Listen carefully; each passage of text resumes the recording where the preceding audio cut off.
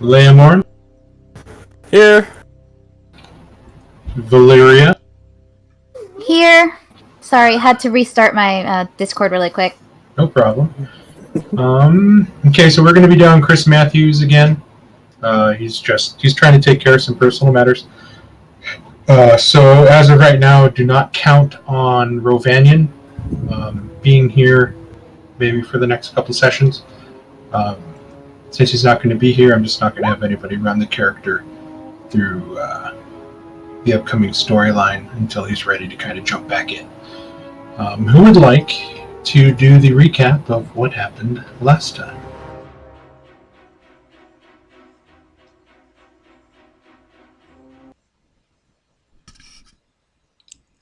Last time, on the Brave New World, the adventurers continued up the mountain, the trail running thinner.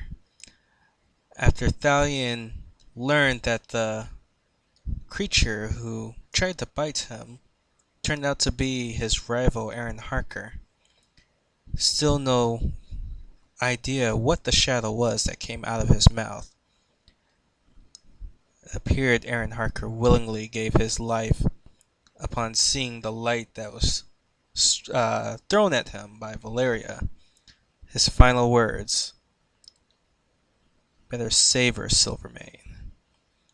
Those words rang in Thalion's head as he knew Aaron Harker was referring to his teacher. As the group continued further up, they saw what looked like another figure in the distance, but this time they were clearly dead and staked. Upon approaching it closer, the group was ambushed. 3 warriors covered head to toe. The warriors sprang into action, some moving out of the distance as it was clear one of them was a spellcaster. With the terrain, the fight seemed difficult, as Garshadow charged forward but was quickly struck down by the warrior who wielded an interesting, sharp blade. The tide eventually turned in the hero's favor as Zarek unleashed a massive spell that took care of the spellcaster. The enemies attempted to flee, but Valeria was able to finish one of them off before they could escape. 2 of them still managed to get away. As the group inspected what was left of the creature who apparently turned to dust like a vampire. After searching the garments and taking a few items, the group continued forward, only to find what remained of the hunters that they were searching for. A massacre. It appears the fight did not go in their favor, as there are tons and tons of bodies littered around, and some staked, like the one that they passed by earlier that had the words written on it, "Trespasser." Eventually, clicks of heels rang in the background as a woman stepped forward, and despite the chilly cold air in the mountain, she was barely clothed. Pale skin. The woman merely looked at the group and said, "Was this your doing?" What will happen now? Find out on a new episode of The Brave New World.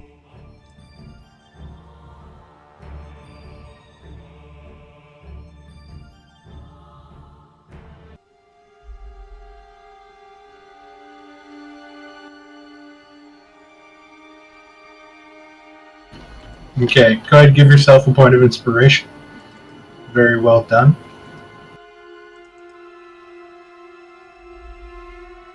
And so, hold on. There we go.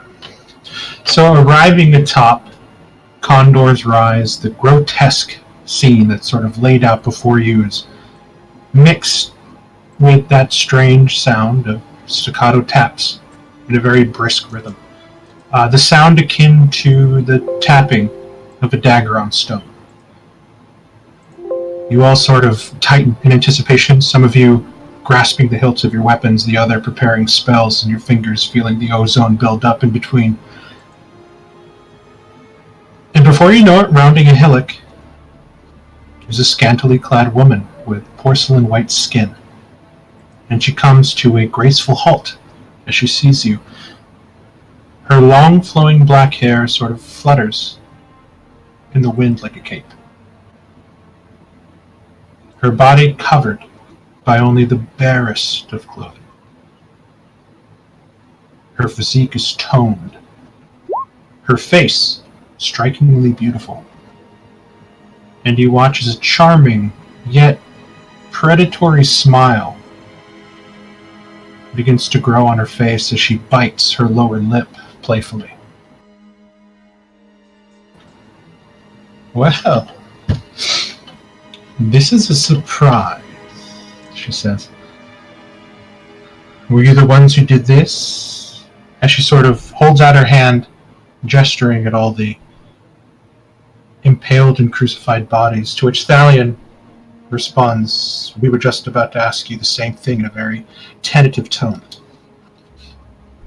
And she sort of gives like a very little giggle. Sweet little me? Dear no. Don't get me wrong, I love a little bit of torture just like any other girl, but this... She looks to the bodies again. This is just a bit excessive. I prefer a little hard spanking, maybe a little biting. She winks at Rudy. Know what I mean? Rudy just like,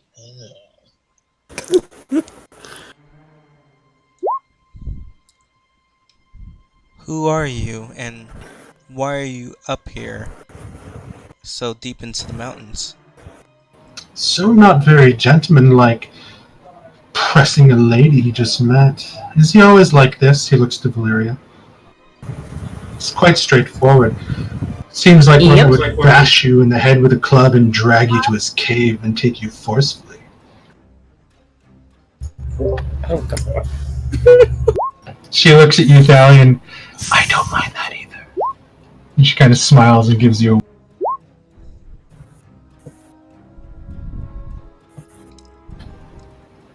I'm here on business. Personal, mostly. Mostly personal. And you are all here because... I'm here for Sibylla, if you've seen someone up here by that name. I don't know anybody by that name, to be completely and utterly honest with you. Did you happen to meet any of these hunters before this carnage befell them? Or any captives that may be up here? I wouldn't say meet, I would say watched from afar. You see, so you know who is responsible? Oh yes, it's terrible.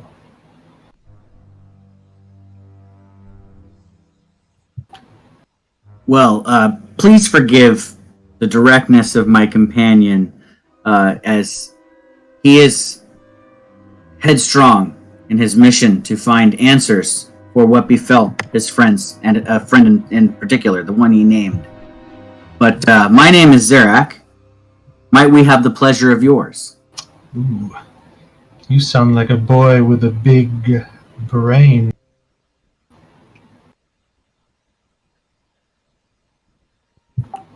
With a call me big what? Sin. What did she say? I had a brain? Okay. She said you look like a boy with a big Nothing else. brain. Yeah, She kind of half the word.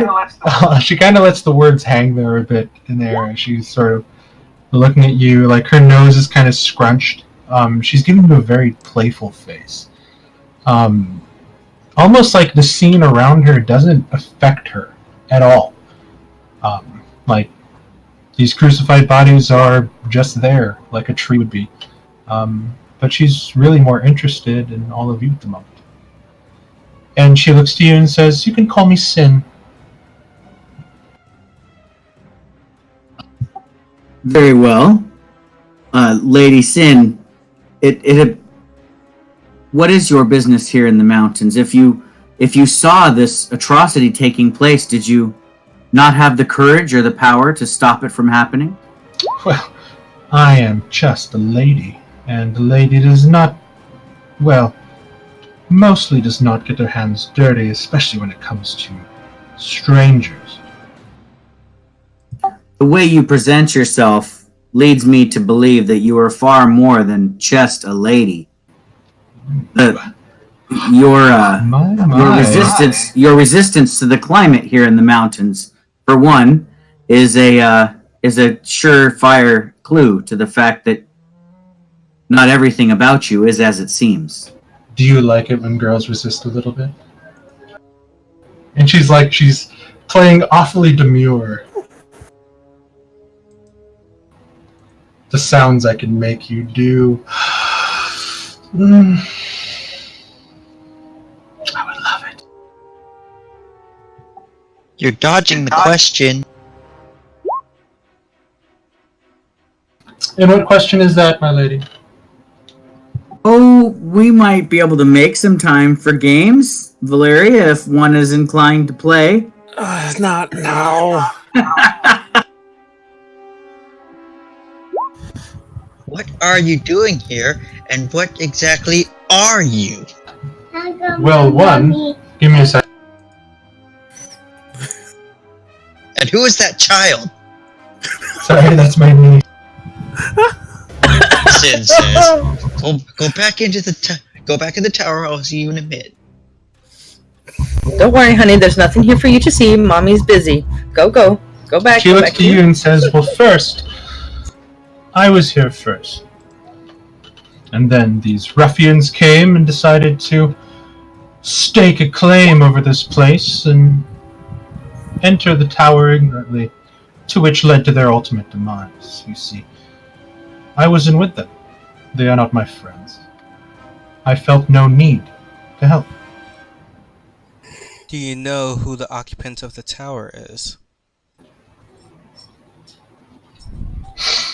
Where are my manners? All of you are damn near shivering to death, and it seems your horses could use a little bit of respite as well. And she sort of claps her hands twice sharp. Droga! Broad! Come here, kittens! And it takes a while, and then you start to feel a vibration in the ground. Goosh! Goosh, goosh, goosh, goosh. And you watch as two lumbering ogres round the same cliff, standing 10 feet tall, maybe 15 feet wide at the shoulders. These things are massive. But the one thing that really gets to you is the fact that their eyes are milky white. There are large, festering cuts on their bodies that have not healed. And that these two are clearly dead. And she just sort of looks at them, and she... Please get these bodies down. They are ruining the view. And she's speaking really slow to them, like she was speaking to a child. And then, they sort of nod their heads and grunt, and she's just, I won't be able to reuse any of these, as she walks up to the next one and sort of like touches the legs, and she sort of looks back to you. It's the impaling posts, usually shatters their spines. They're just tents with no poles now. It's a shame, really. And then she turns back to the ogres. I want you and you to stack the bodies, then get Stephen. Yes? And then you watch as the two ogres slowly nod and grunt. Wonderful, she says, and she kind of giggles a little bit. Who's ready for a spot of tea? And she kind of looks at all of you expectantly. Dark magic, I presume. Dark magic only to the ignorant. And she sort of... Her voice was a lot more terse and straightforward.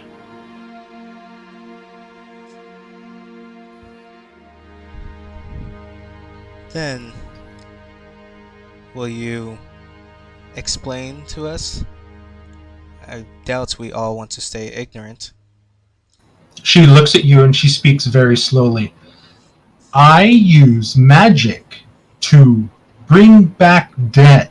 And she points to each one. To do tasks for me. And she's like mimicking a shovel. It's really not that hard to understand. I mean, really. Really. I'll be a little more clear then. Do you only do this to the dead you come upon, or do you kill them first and then summon them back? I only kill those who wish or try to kill me. Self-defense is how that goes. You see, these two in particular, and she points to the ogres, decided that I look like easy prey and decided to pick on me and poor Stephen. Well, you see the result of that. Last question then, and then I think I would be okay with your tea, as long as you don't By use the all dead vinegar. means, please ask. Your friends are freezing. You don't experiment on the living, do you? That depends on what you mean by experiment. She looks to you, Elise, and she gives you a nod and kind of licks her lips. The friend I am looking for may have been kidnapped. Oh, for the last time, I don't know who your friend is. No, but you seem familiar with the denizens of this place who committed this atrocity. Might you point us in that direction? Well, by all means, if you wish to enter the tower on your own, go ahead. I myself am going to go drink some tea. And she just turns around, just starts walking away. As the ogres are sort of lifting up the bodies and like just pulling them off of the spikes, like corn dogs off a stick. And then just sort of carrying them over and just kind of dropping them in a pile on the ground. And she just walks off. Can I follow her? Yeah. I'll follow as well. Okay. Dalian is frustrated, but So I'll- he also get more information by staying close. Oh well, I'm about to change the subject. I follow her and kind of catch up, and I say, "So you like to animate the dead, do you?" Well, yes. A girl does love her toy. I myself, a toy. I myself could be considered an animated dead, as I have passed across the veil, but been returned to life. She looks a little bit disappointed. Shame. What? You don't like a challenge yourself, my lady? Well, no, I thought you were going to say you were one of my toys.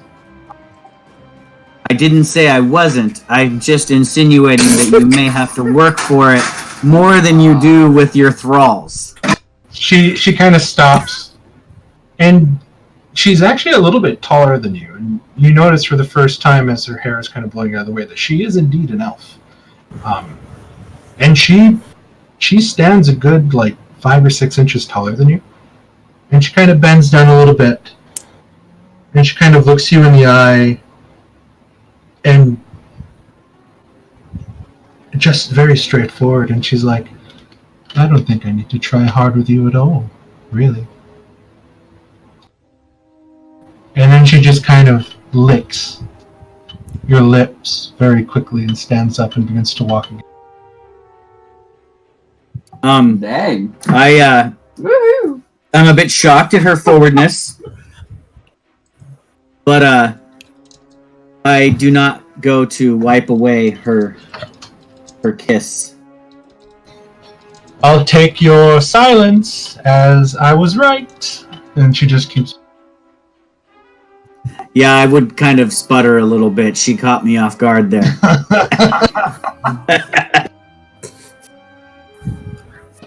And after a couple minutes of rounding this bluff, you look on the other side of this sort of cliff hillock on this flat surface rise opposite of where the tower is. Sort of hidden back in somewhat of a cave, you start to see what seem to be torches lit inside. and what almost looks to be like a circus tent-like pavilion, kind of similar to like an Arabian tent setup, like you would see in the desert, in like one of the movies. Like quite large, but not big.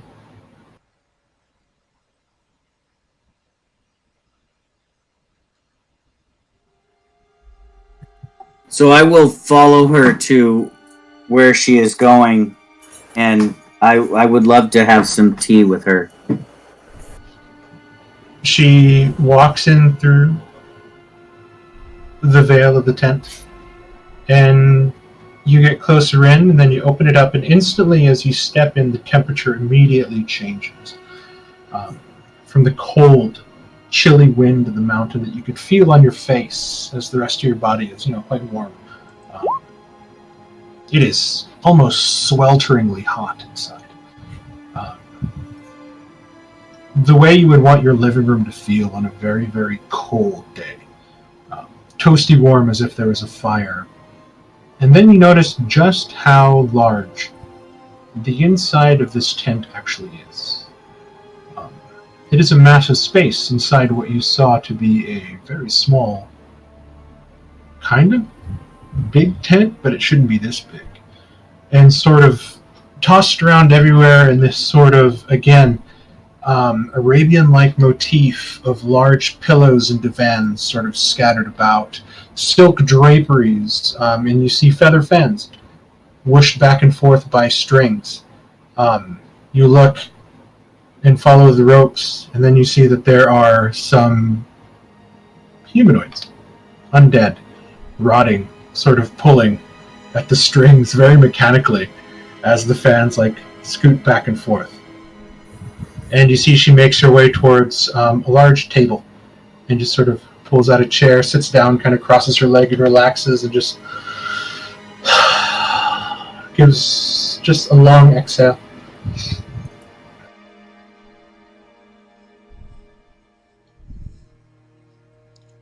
Then, come up and sit down as well as his eyes linger on the dead for a moment, but then turn back to her.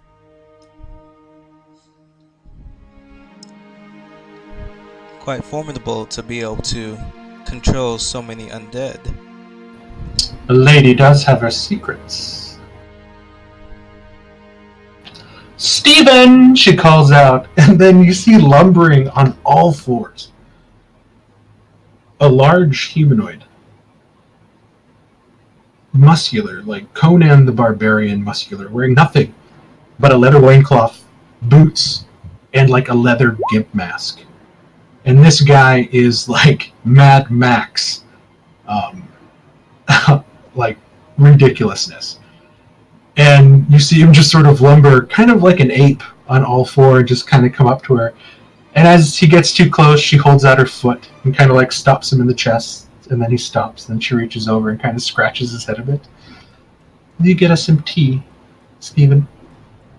"Yes. Maybe something stronger as well, just on the side."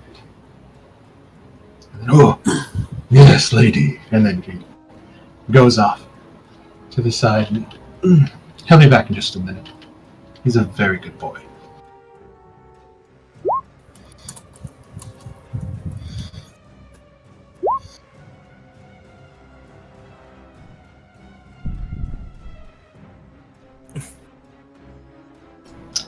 Aren't you all the talkative bunch? I was hoping for more civilized conversation now that I actually have living people around me. Don't get me wrong. Stephen is a great companion, but, well, his vocational skills are quite lacking. Apologies, I believe we're all just taking everything in. It is also unusual to witness that much death and carnage without being a bit shocked by it all. Under normal circumstances, you seem unfazed yourself, but that is a lot of life lost. That is and we're still not sure of the reason why it was lost. That is but a fraction of life that is lost every day on this planet, why should I shed tears?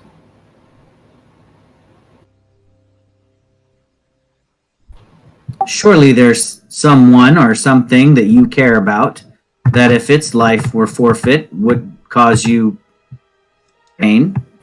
Not really. I've grown past mortal attachments. You have my pity. I only seek knowledge. Knowledge that grants more power. Once you realize there is much more to this world than brief mortal attachments to people that live only a speck of that time. Such things just aren't worth it in the long run, really. Curious then, do you seek more to preserve the world and not the people upon it?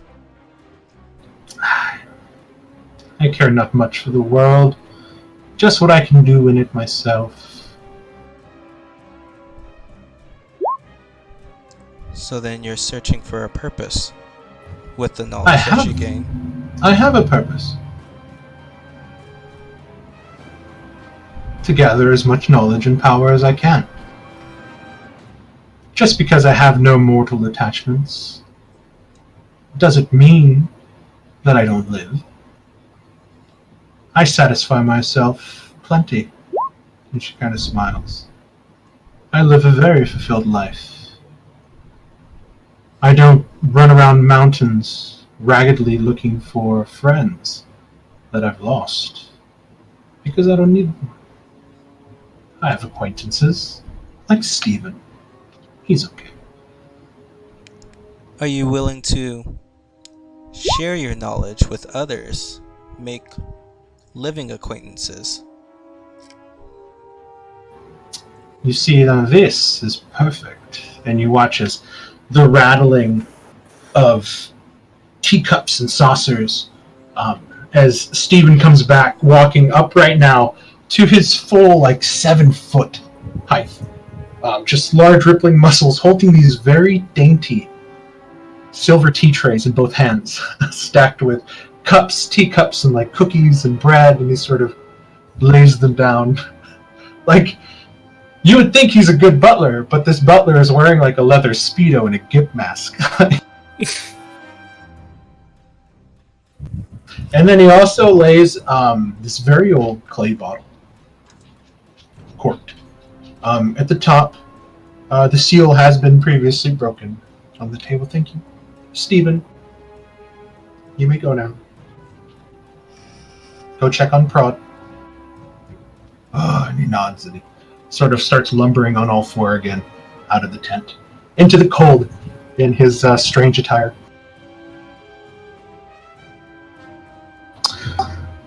Unfortunately, I am forbidden to learn the art of necromancy as an abjuration wizard myself, but perhaps there are things that we could teach each other. You fell I for too that see spell too, didn't you? It honestly amazes me what you humans will believe when an elf tells you you're not allowed to learn such things. Have you ever not questioned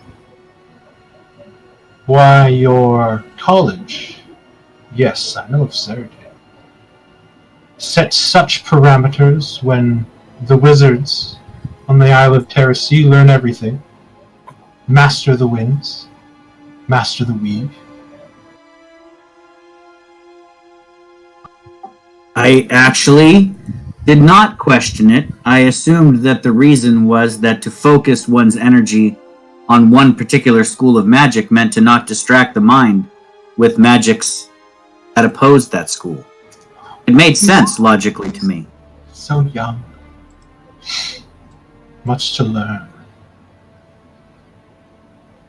You have a long life in front of you. Perhaps one day you may find that answer. Or perhaps you will just continue to focus on your preferred wind of magic. But now that you all are here, perhaps you can be my eyes and ears within. Perhaps we can come to an agreement, monetarily, bodily, for services rendered. To me, your benefactor, if you will take and have me, that is. But you ask of us if that is what you intend to do.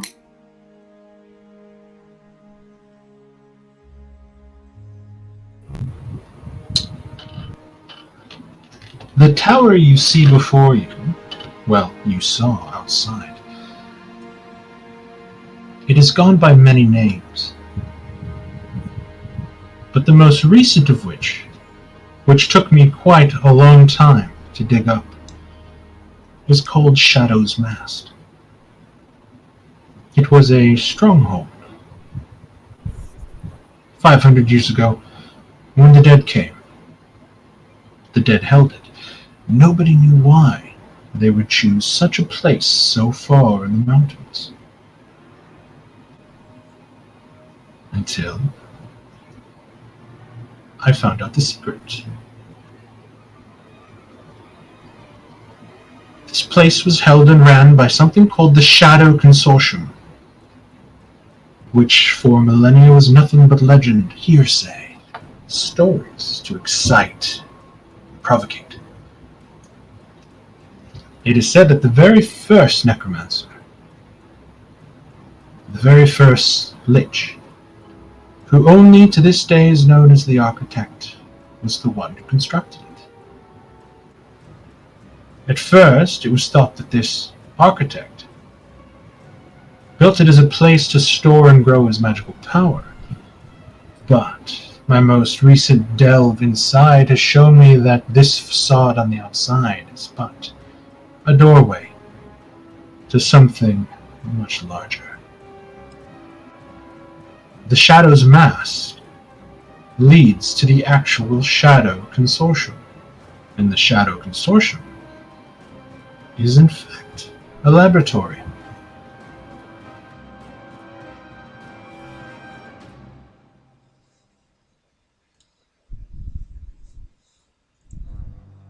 And it is within there that those abominations we ran into were created. And where my friend is probably Now he held. gets it. I see you're starting to catch on. You see, the men outside lollipopped into the ground. They thought that they would charge in, thinking that perhaps this tower was what they sought, when in fact they just stirred up quite a large hornet's nest.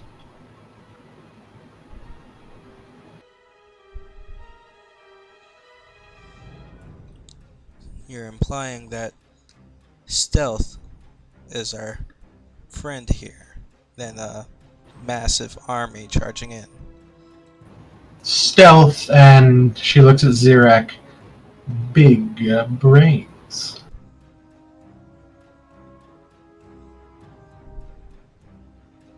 I don't think that I would be a hindrance. You see, very few people alive know what this place truly is. The consortium is quite good at hiding their secrets. And by hiding, I mean killing all those that find out about it. So, surprise! Now you know.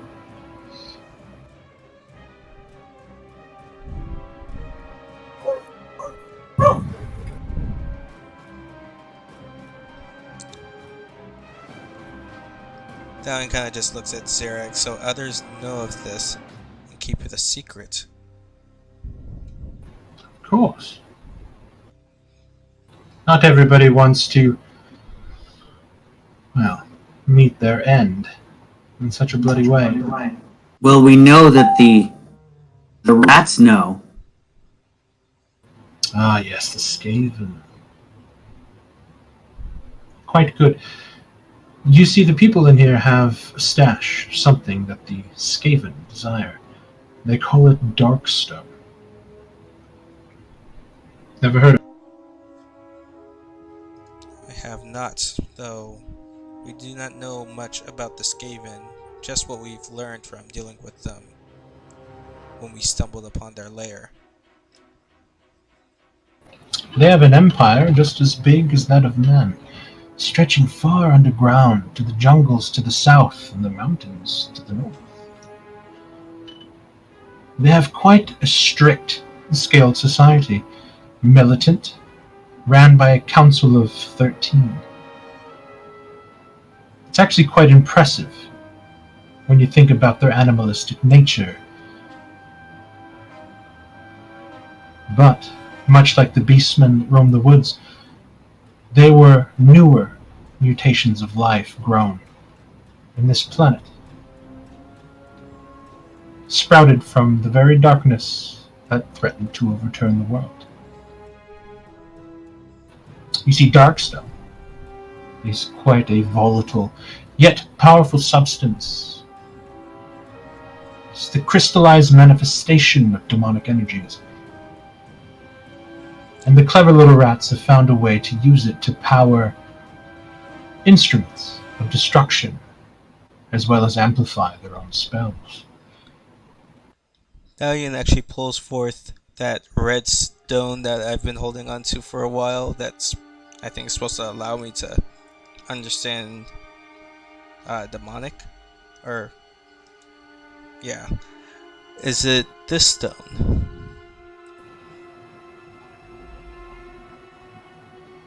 No. The Darkstone is black. Mark, I reach into my or I guess that's purple. Never mind. She said it was black, so I won't. Believe me, when you see it, you will know. You'll feel it before you actually see it. Be careful not to touch it, or get too close to it if it's in mass quantities. Or risk mutation to your own body.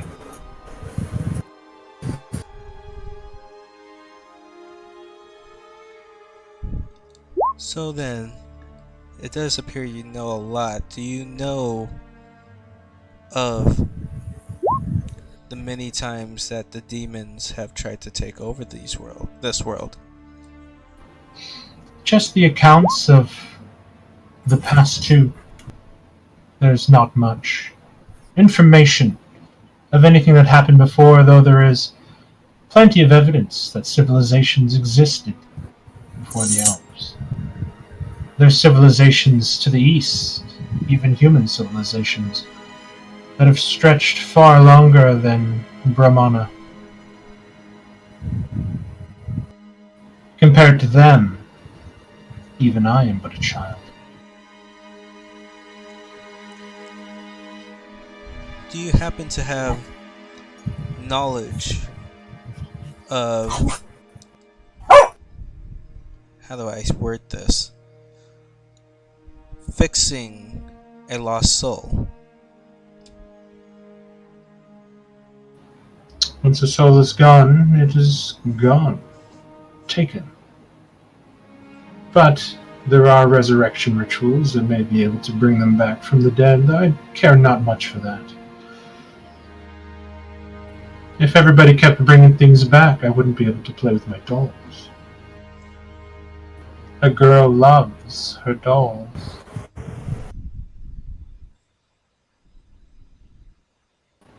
Why the sour face? She looks to you, Valyria. You have not touched your tea. It's quite good. Forgive me for being so...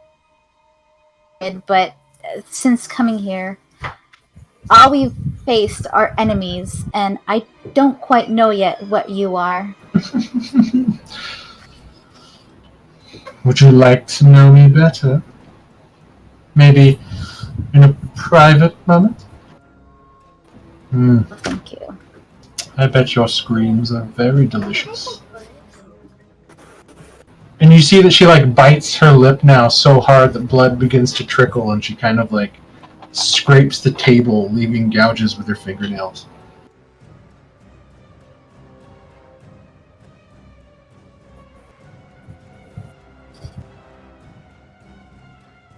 So, what do you say? Like snapping back into this like alert moment for a second after kind of gazing off a bit. Can we reach an agreement? You go inside. Reconnaissance. Bring me back information, perhaps items within. I pay you for your time and provide you with emergency items to escape. If you need that sort of thing. Darian kind of looks to the others. As dangerous as this may be, retrieving Sibylla safely and ensuring you all get out, I'm willing to do it. But what about the rest of you? I can make am it also- worth your time. I was hoping you would say that. Just what did you have in mind? Richard! Delph! Bring the chest, please. And then you hear this sort of scraping on the ground. And you watch as like the carpet kind of gets pulled up with it. She kind of gets annoyed, like, come on. Really? As these two lumbering zombies are dragging forth this very large chest. And she opens it up. And she points down. And you see a multitude of gold, platinum, silver coins, gems. Payment in return for information gathered, given. Items gathered, given. You see, I've only been inside once.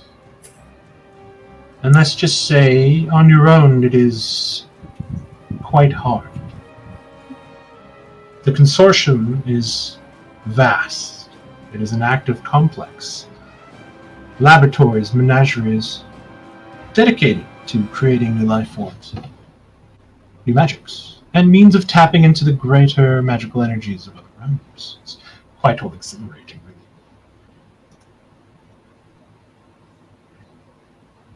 It's divided into different sectors. You happen to know like a rough layout, a map, or at least what's in each of these sectors? I'm afraid I was only able to get into one. I would have had a key if Stephen didn't drop it, and you see that she's kind of... But I remember it good enough to be able to magically counterfeit one. I can get you in. I can get you a means to get out. But getting these keys, these crystal glyph keys, that is how you navigate the inside. Portals that block each way into each sector, and only certain people having access. I'll be the first to tell you that there are many denizens within that aren't happy with their place there. And there are many within who are quite loyal and will protect the place to the last.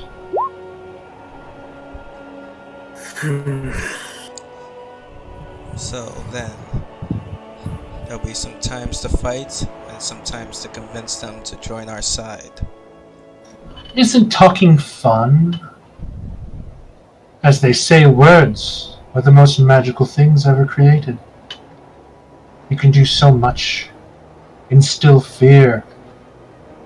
She looks to you, Zirak. Lust.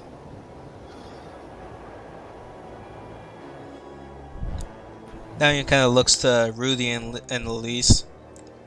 I guess there'll be some points where you guys being very persuasive will be necessary.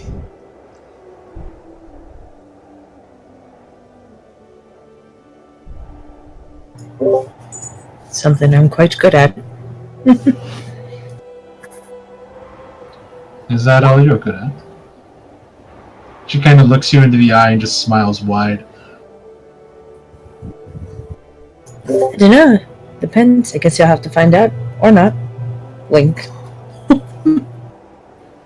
As I see it, you are already on your way here. I can share with you a little bit more knowledge that I have of this place, and you can explore and bring me the items you find from my researches and collection. As I said before, I can provide you with means of escape, in case things get a little too heavy inside. But I must warn you, unless you find ways to lower the threat of your entrances and expeditions within, the security will only get that much harder, and I may fear that I may lose you all without being able to sample your fruits of your labors. What? Nice finish. What means of escape did you have in mind? How would you be able to pull us out should we encounter more trouble than we can handle? Reinhardt! And she kind of calls over her shoulder, "Bring my bag, dear." And you watch as like another zombie comes. This one wearing like a very stylish, like though rotted velvet jacket and like pantaloons, long torn like riding boots. At one time, this guy was probably a noble, and he comes dragging this leather bag and kind of hands it to her. "Thank you, dear. You may leave now." And then she just kind of turns around and moves. And it's so. This whole scene is quite surreal. She knows each of these ones' names. They come to her and obey her lovingly, and just see to her every whim, and she enjoys it. And she sets the bag down, and she pulls out a scroll. She uncaps it, and she pulls out a scroll and opens it up. What you see here before you is a teleportation scroll of my own creation. I can provide you with 3 for now. When our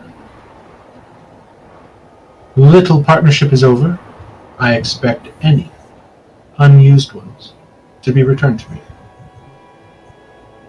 If you keep your end of the deal, I will help you. Not just with information, but see to it that your servants and your animals are well cared for, and that you have my word.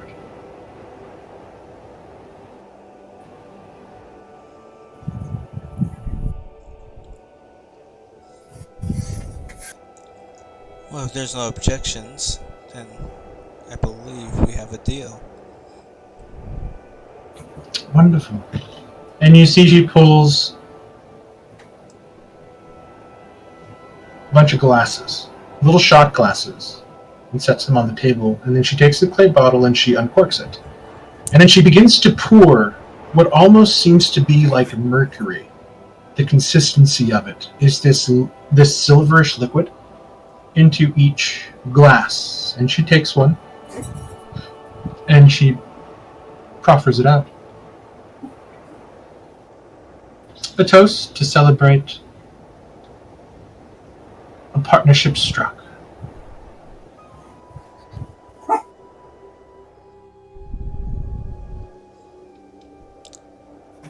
Dalian reaches down and grabs the glass, but kind of looks hesitantly towards Zarak. The liquid is incredibly thick.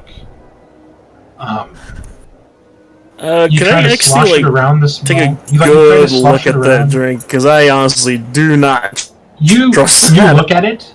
You look at it, and it looks like mercury. Like it is thick, silvery liquid. You smell it,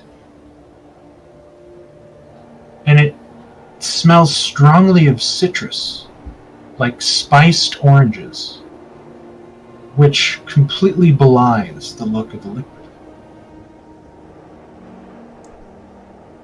The tea was delicious, very high quality. And she raises her glass and she drinks it down and sort of savors it a bit before setting the little shot glass back down on the ground. Can I like take like examine the liquid in the shot glass? I really don't trust it. Are you gonna take out your alchemist kit and like set it up and then start performing experiments on it, or? Are you I just want to try at first, like just a quick glance, if I notice anything weird. Give me a perception check. Drummond, you drink it, and immediately, like flowing down your body, is probably the most comfortable, warming sensation that you've ever felt. You feel relaxed. The taste lingers in your mouth, and it tastes like mold-spiced citrus wine. It is delicious. The liquid, although it looks like thick mercury when you drink it, it sort of dissipates as it makes its way down. Those of you that drink it, it's quite enjoyable. Leomorn, you look at it and you swear to God, this is fucking mercury. It looks like mercury. Why is everybody drinking this? How is Garshadow reacting to her? He's very wary. Because I drink it. to his senses, everything around him is dead. Like, this is what you've been training him to fight, and you guys are having tea and drinking this strange liquid with this woman surrounded by all these dead things. He is not comfortable. Does she drink it, Mark? She drank it first. And yeah, I'll hold up my glass to her and down it. I guess the closest approximation I can give you guys, if you've ever had it, is Grand Marnier. Just like a citrus kind of cognac kind of thing, but it's thick. And she tells you, if you ask her, that it's alchemical wine. It's actually crafted in the southlands of Huron by the alchemists there. Quite rare, very expensive, but definitely worth the platinum it costs to buy. I've heard stories about alchemy with wine mixing, but they really need to work on the looks of this, otherwise I would throw this out by how it looks. That's because you're young. I imagine you haven't seen much of the wider world. Well, next to you, we're all young. How dare you? She kind of says playfully. She puts her hand on her chest. I am a young, virile woman. You certainly look like one. I forgive you, she says as she sort of smiles. Would you all like to stay in my abode for the night? Set off in Yes. the morning? I can't say yes fast enough. Yes? Yes, I would like to stay in your abode until the morning. Let's talk about this first, you git. You can Hey, sleep Mom, are you gonna outside drink if that? you want, Leo, but I prefer the warmth inside this tent. And I was give just you gonna the- say, in here is a lot better than out there. You can see Welf and Tristan are like uncomfortable, like looking around, and you see that Faye. If Faye could be even paler than how pale Faye already is, like she is a sheet of cotton. Like she is just scared beyond imagination. There's like Well, this zombies poor girl walking probably around seen her. nothing like this before. Yeah, it's it'd be funny if you didn't feel bad for her. Leomorn, do you drink your wine or no? As Droman's sort of reaching over and taking the people's wines that they didn't drink. I'll drink about half of it and I'll give the rest to Drummond. I was almost certain you were going to keep some and try and recreate it later. Maybe in due time. Right now, liquor is not the most important thing at the very moment.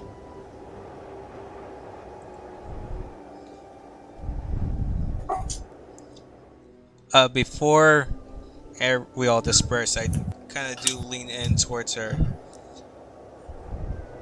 When you were in there, the one sector that you were in, did you happen to notice any cells? I noticed a very large pit with a demon in the middle, fighting off countless people. Once I made my way out of that section, I found even more. And by the time they were onto me, I was not able to get what I was looking for and had to make my escape.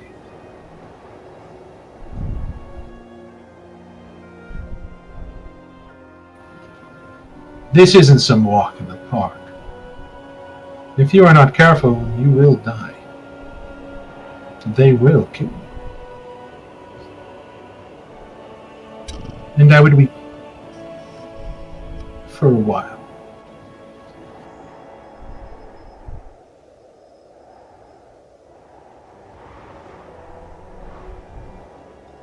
So, these people have demons on their side.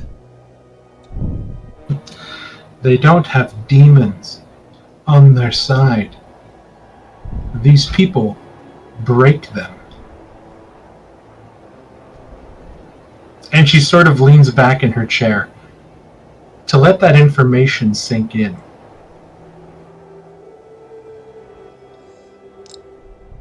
They break demons.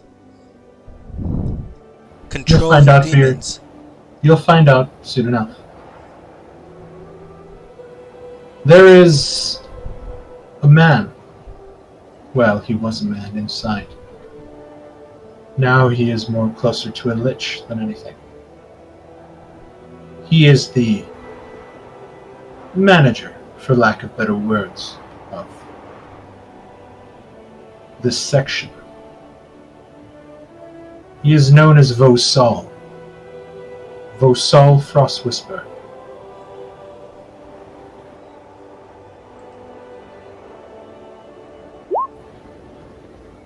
If you wish to explore further, you will have to find this man and find some way to apprise his glyph key.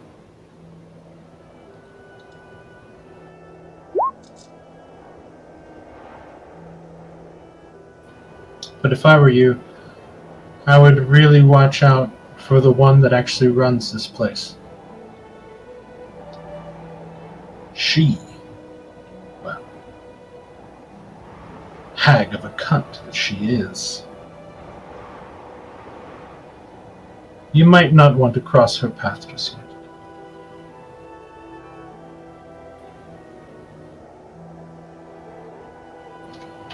Inside, you will find two sorts of portals. Portals that separate and connect each quarter glow a haunting white. You will need the glyph keys attuned to these certain portals to either access different rooms within the section or to access different sections. While most people have access to keys that get you from room to room in a section, only the most powerful of people within that section have access to glyph keys that get you into other sections. And then you will find the black portals. I still don't know what they do, but I know that her, Lilith, she controls them. They are the main nervous system to the place. The ones that only the leaders get access to.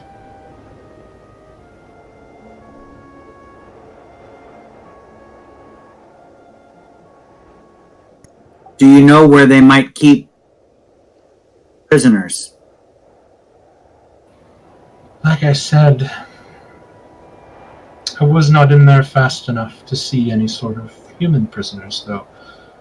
I did see many disturbing caged beasts. But I saw the prisoners enough. You see, they do not use magic to break them. They use magic to weaken the demons and make the prisoners break them.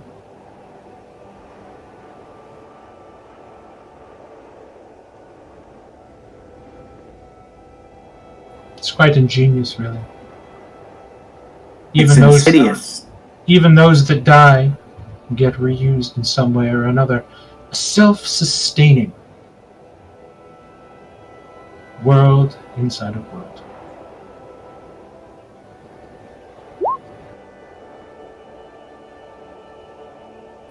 Aren't you excited?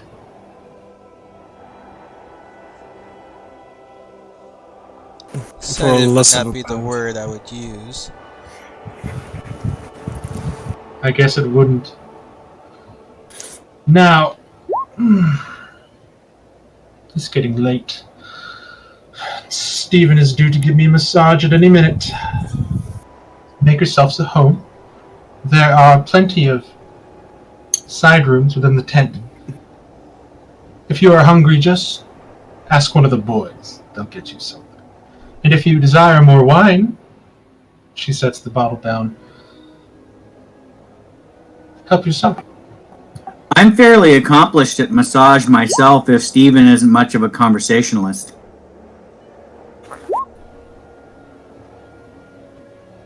She walks over. Give me a charisma check. I was hoping for one of those.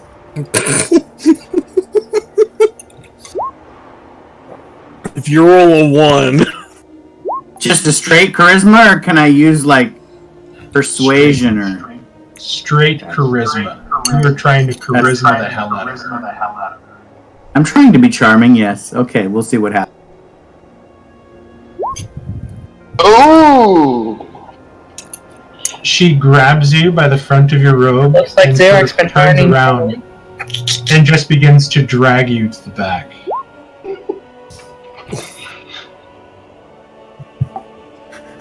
Now, my lady, I only agreed to a massage, but I just kind of chuckle as she pulls me away. Oh, you agree And I to more than that. And then now you actually look as she begins walking, and you see that on her belt, along with the sort of silk that drapes down, kind of like a tabard, like along her belt you see there's festooned whips, scourges, hooks, clamps. You sort of swallow as it kind of makes your mouth dry a little bit. Like, uh-oh.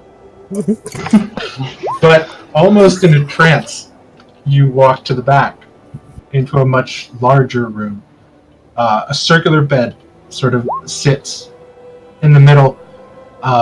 Incense sort of floats around. It's intoxicating.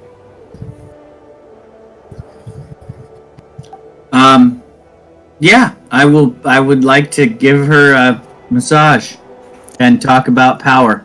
Okay, go ahead and give me. yell if go ahead anything and give goes me, wrong. Give me a Constitution saving throw, Zirak.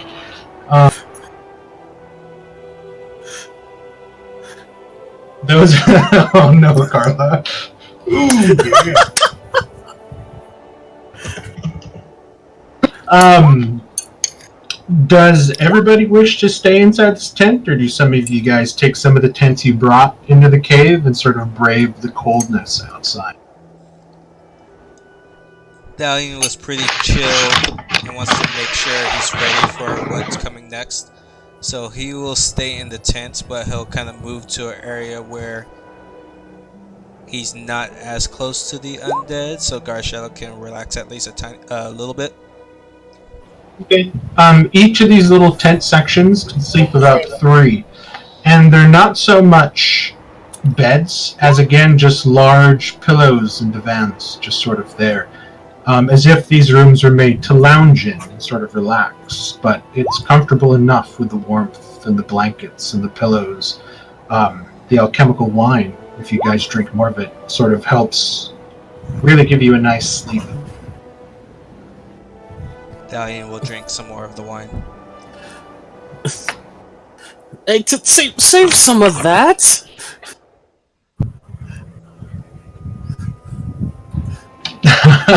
Don't count your chickens, Zurak.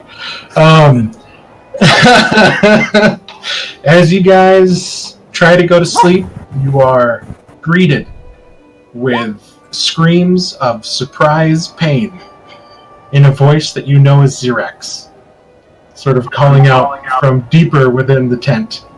Some of you laugh, giggle, smile. Some of you guys frown. Oh my! And you guys fall asleep. Xerac, you just went through probably one of the most intense things you've ever gone through in your life. You never knew your body could bend that way. There were things put in places that you cannot imagine, but you sleep like a baby, even though you are now covered in scratches, welts. It's a good night. Yeah. Sounds like a night my cleric would enjoy. She put you through the ringer, we'll say. Well, I did keep saying she had much to teach me. So, I hope I learned a few things. You guys wake up to the smell of deliciously spiced food, one by one. You sort of enter and look out, and again you see the same sort of zombies standing at their posts, mechanically pulling on ropes, setting fans, some standing like statues holding incense, burners cupped in their palms. And there on the center table is a feast. Flatbreads, spiced meats, rice. Sort of putting down plates is the large 7-foot gimp, Stephen. He sort of sees you and kind of nods and holds his hand out like Lurch would in the Adams Family, and then backs away into the back. Coming out in a silk robe, hair loose, hanging down is Sin, limping a little bit, and kind of wincing with some steps. Behind her is Xerac, who, sits down a little gingerly. I trust everybody slept well. Like a newborn baby. Wonderful. Please dig in. Mm-hmm. You have quite the day ahead of you.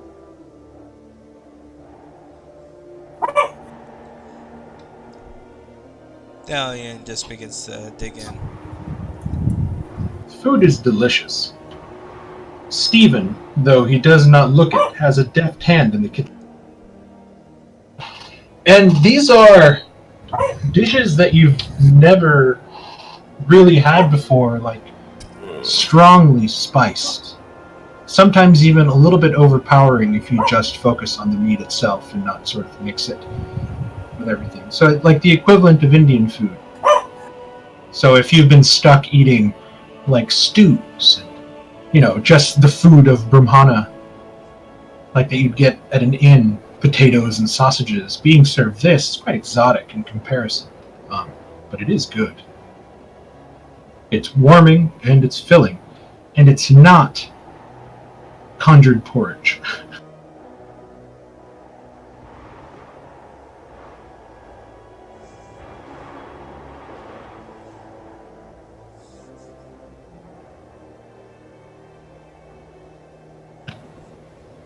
I would like to again go over our agreement. I shall pay you for services rendered to me, In exchange, I gave you information. I gave you means of escape should you need it. And all I ask in return is that you provide me with glyph keys for the inside. Magical items that you run into and find will be run through me for inspection. Quality. Oh, we'll run them through you. I mean, this food is so good. She's just staring daggers at you. Rudy, be nice. I'll be nice when she's nice. I've been nice to you this entire time. mean. I've given you the food from my table, the warmth of my traveling home, and given you every courtesy, and all I've gotten from you are snide remarks, dirty looks.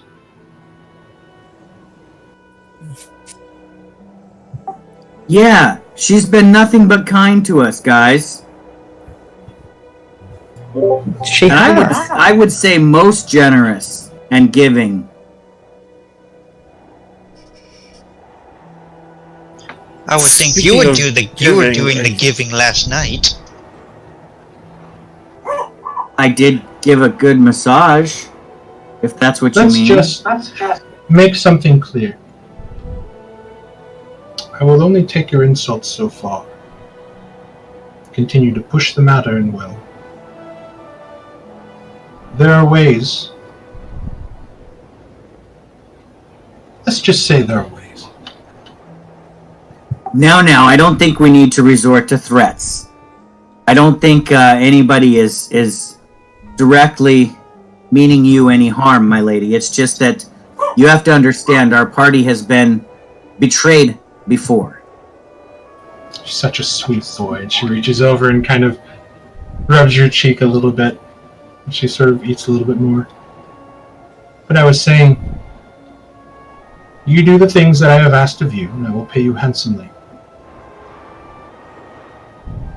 Renege on your part of the deal, and I will renege on mine. Do we have an accord?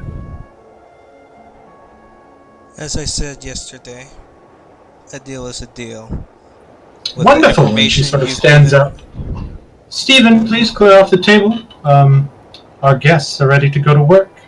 And she sort of turns on her heel and just begins walking towards the back. Her silk slipping down, sort of flowing behind her, revealing quite a bit of leg on her way out.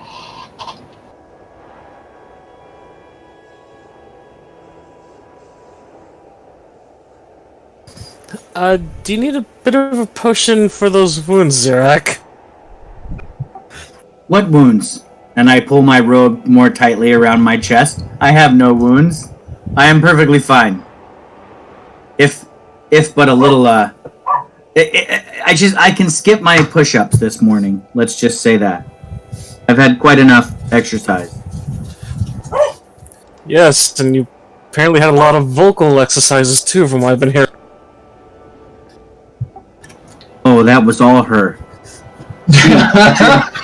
She enjoyed the massage a great deal. Wasn't Zirak- the one that I heard you yell, my spine, my spine? Zirak from the back, you hear, Zirak, sweetie, I need you. One moment. I nod to Leomorn and say, a man's work is never done, it seems. And I shrug my shoulders and turn around and walk back to her. You know, we don't have a tourniquet for your legs yet if you break them. You get to the back, and you see that she pulls out what almost looks like to be like a necklace jewelry box. And you get closer, she opens it. And sitting inside is a sort of 3-inch tall, like crystal rod, kind of like Superman's key in the Fortress of Solitude. This is the key that I crafted to be able to access the portal inside. Nothing inside is worth touching. Just get to the portal and get inside. Tell your friends to keep quiet. And be careful within. And all should relatively work out. I bow to her and I say thank you. Don't forget, I wish to pick your brain upon our return. Perhaps we can share things we've learned. Is it just One my with the brain other. you wish to pick? That is what I'm primarily concerned with, yes. The other entertainments were entertaining for sure, but like you, I also seek power. Then here is to your safe return. And she sort of bends down and gives you a kiss right on the lips. Lets it linger there for a minute before breaking off. They're waiting on you. You better get going. I give her a quick bow again, and I rush off to my companions. Steven, my laundry! You kind of hear it call. And you hear Steven sort of move.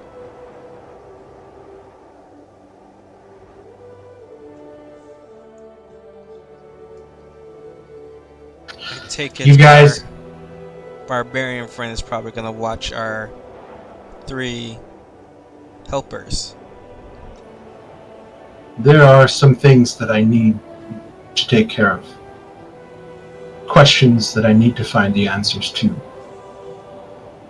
Something has been growing in the back of my mind. A threat. A shadow that lingers. I don't know what it means. I need to speak with my war caller. I need her wisdom. I will try to join you inside as soon as I can.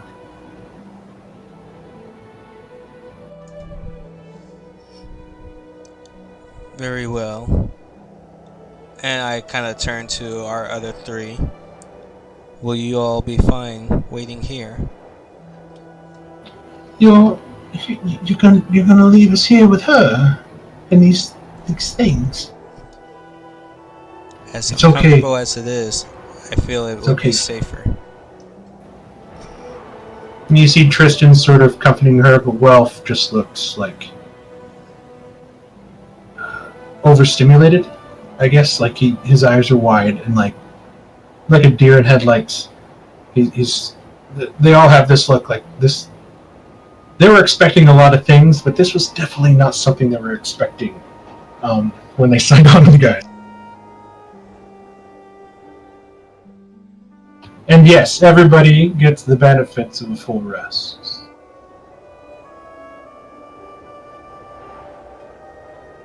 I wink to the girl, I forget her name, the henchman girl.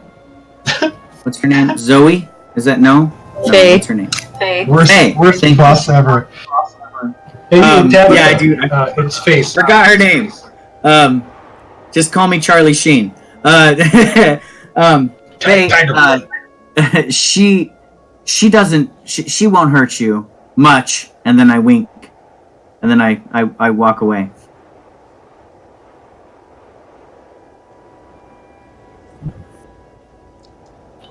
You guys gather your things, issuing the cold winter wear. You guys just dress in your normal attire, normal armor, knowing that you're going to be venturing inside somewhere. And you guys set out. It is frigidly cold as soon as you step out of the tent. The temperature drop is almost instantaneous. And you sort of fight through the wind. As you make your way out towards the flat, walking towards the tower, you look to the left and see that there is a smoldering pile of ash and bones, what used to be bodies. You see that they actually burnt. The bodies that couldn't be reused kind of laid atop a bier of their own impaling spikes and just sort of settle out during the night. whispering a slight prayer to the deceased. You guys move towards the imposing structure.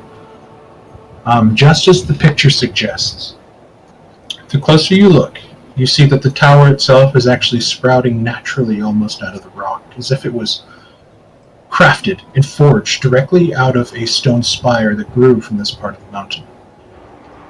There is a broken, almost cathedral-like building to the bottom that has since caved in and given into time. And there at the base, carved into the ground going in, is a tunnel that leads deep underneath. You look at the sort of snow-dappled ground, and you see that through here are footsteps that have sort of frozen over, drag marks and scuff marks of what you can imagine were maybe the zombies that were going in and out through here, kind of looking for things during the day, checking it out for sin. You guys make your way towards the cave and walk in.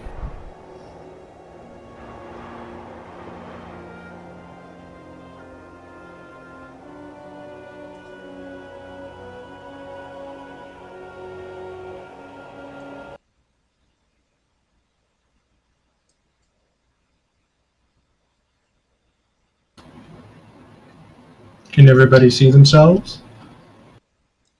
Yes. Yes. Mark, I will also snap my fingers and dismiss Moonlight to a parallel dimension, since I don't want Moonlight to get lost in this place. Okay. As you guys walk further into the tunnel, about 20 feet up, it feels like you've passed into another atmosphere. The pressure sort of builds in your ears for almost a foot before it pops. And now everything is unnaturally quiet, unnaturally still.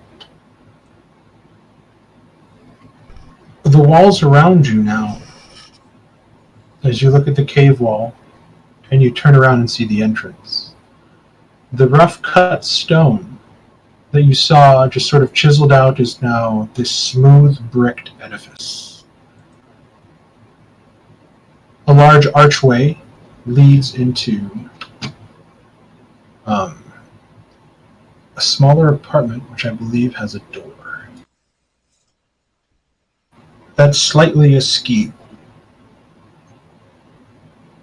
You push the door open, and it reveals a sort of marble stone floor and walled building.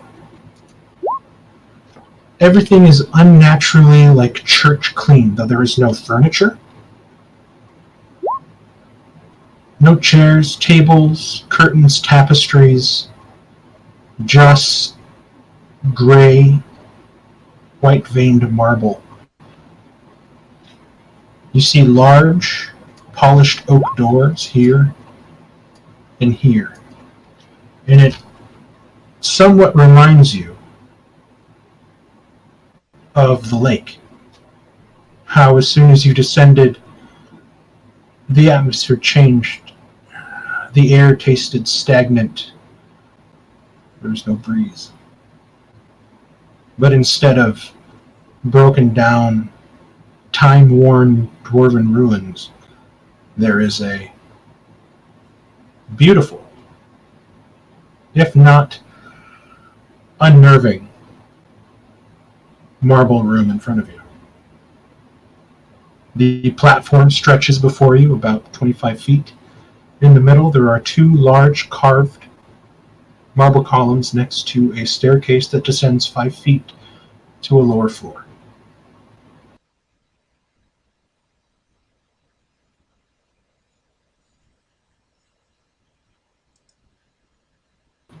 What would you guys like to do?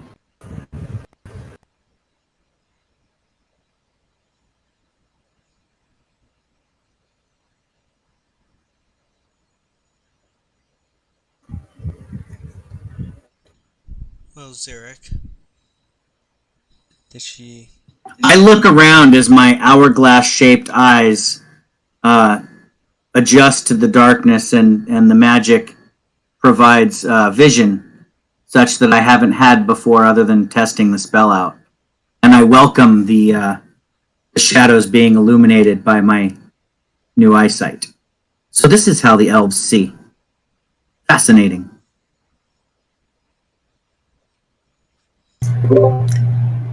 And tieflings.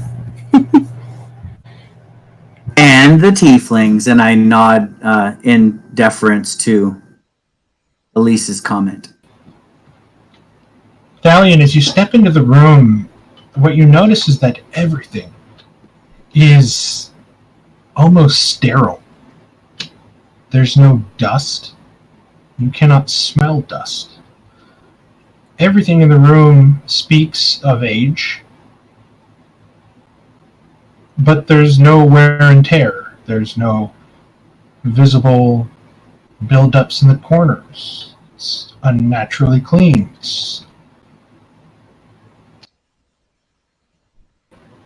As you step with your armored booted feet, Valeria Thalion, as you pad through, naturally, Drummond, you can never hear your footsteps. But even Garshadow's claws hitting against the marble as he walks, the sound is muted.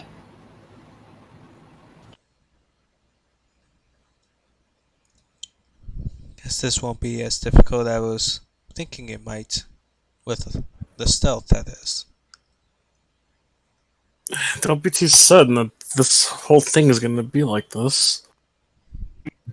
Also, Thalion, it may That's be right. wise to consider that if our sounds are muted within this cave, perhaps those that live within this cave have heightened senses because they're used to listening for muted sounds. I would be even more careful than normal. I would also Z- probably say that someone could sneak up on us if their sounds are muted. We should have eyes watching the front and the back. Very true. Mark, if this is a door, I would like to press my ear up against it and see if I can hear anything. It's like putting a seashell to your ear or pressing your palm against it. There's just like a strange muted whooshing noise. You don't know if it's like air escaping, air going in. Is it your own breathing? It's a strange sound.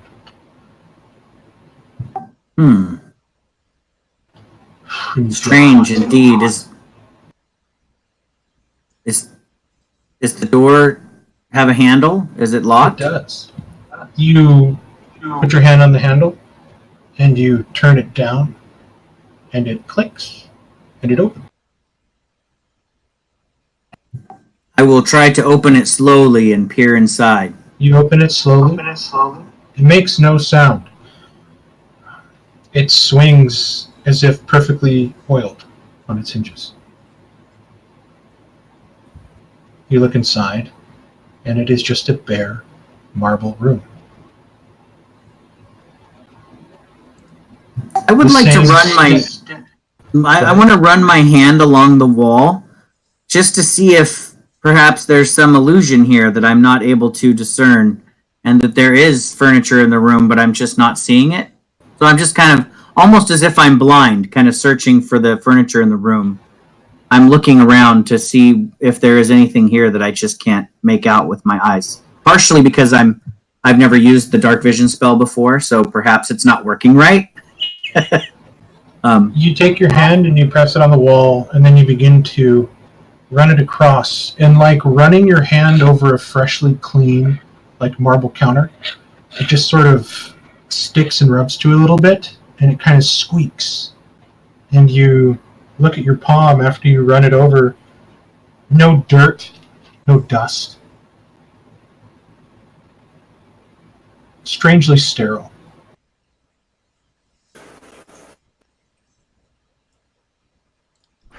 Kind of curious, did we track any dirt into this room? Like, are we leaving footprints? I'm wondering if this is like magically self-cleaning. You look around on the ground when you entered. None of you left tracks. There's no visible scuff marks of dirt. No chunks or clods from the treads of your boots. I want to try prestidigitation to make a mark on the ground. Just any mark. Okay, you prestidigitate and you make a stylized R on the ground, and you see there, in what seems to be black ink, a stylized R. And you stare at it for a bit, it's still there.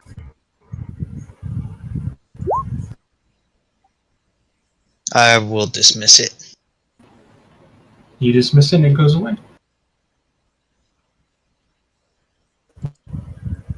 So, Zarek, nothing of note in there?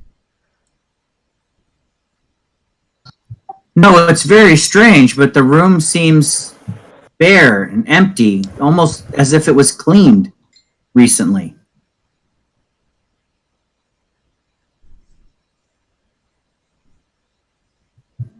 I'll go ahead and shut the door as I leave.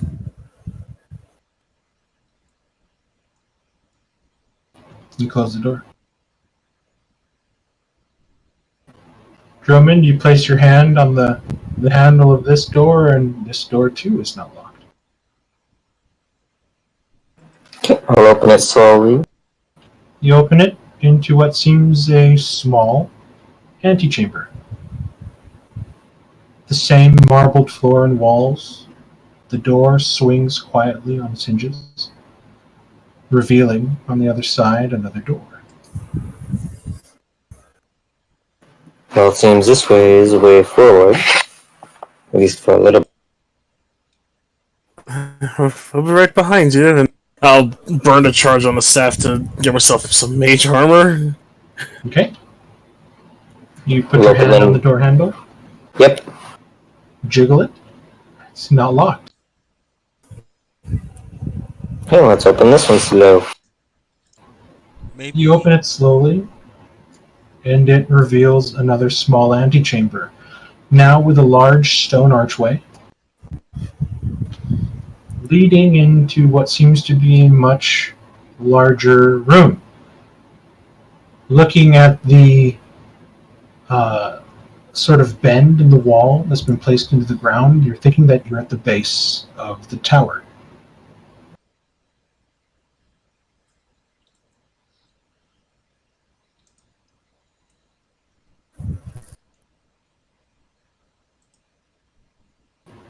You look in the middle and you see that there's a spiral staircase that goes up. There is a room here, another open archway just here that leads into another room, and another archway just near the edge of your vision that you can see that leads into a darker room in the back. And it's all still Again. super clean. You look and everything is super clean, super sterile. No tracks. And it just sort of bugs you because you know that something had to have gone through here. What did those rangers find? What attacked them? Where did they come from? Sin said they stormed this place, yet there's no evidence that they were ever here.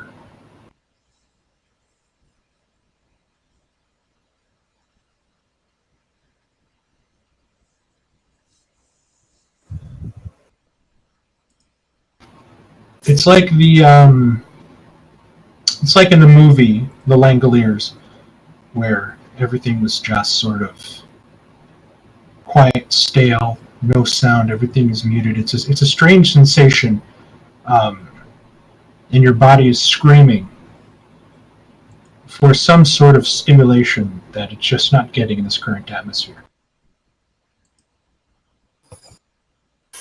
Anyone else getting a very bad recall of that last blasted location that was like this? I mean, you look at all these walls and they're intact. Everything is intact, everything is polished, everything is clean. The outside facade of this place was a broken down wreck. Broken spires, broken buildings, stones, eroded by time, steel, steel and ironwork along windows, banisters, rusted and rotten. And this place seems as if it's stuck in a moment in time.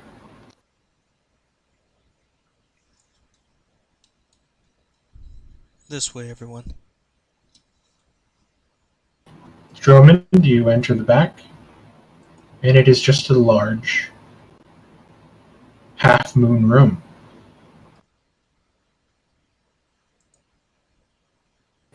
Doesn't seem to be anything on this floor.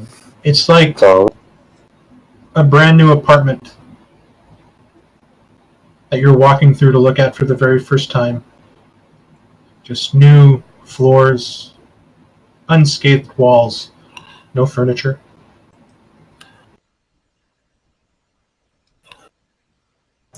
Maybe the outside was just an illusion to deter people even more away from this place.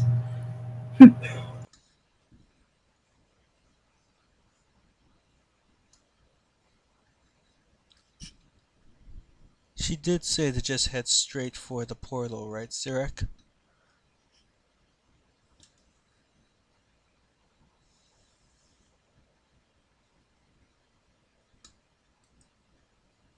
Good night, Dylan.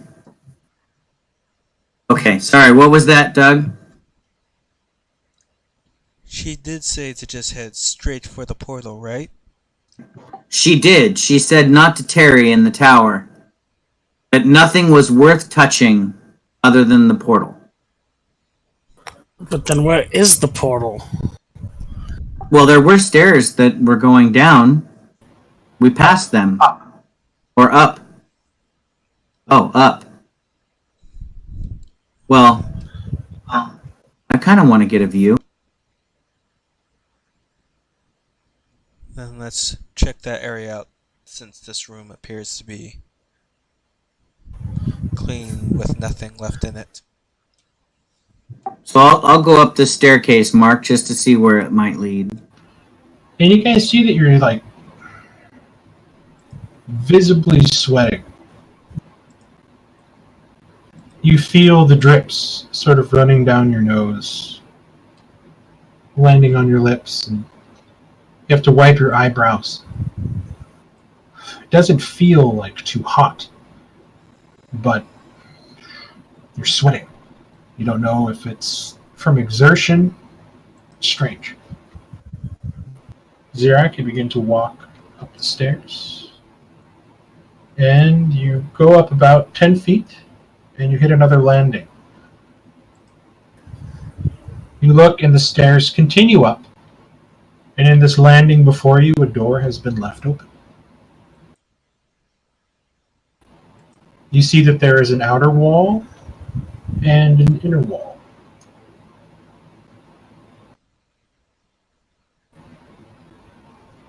You find a hallway that leads down. You see a door.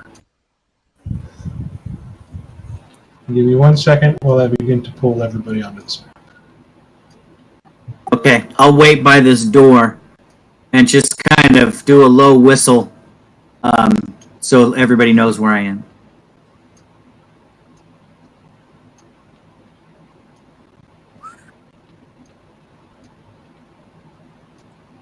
There you go.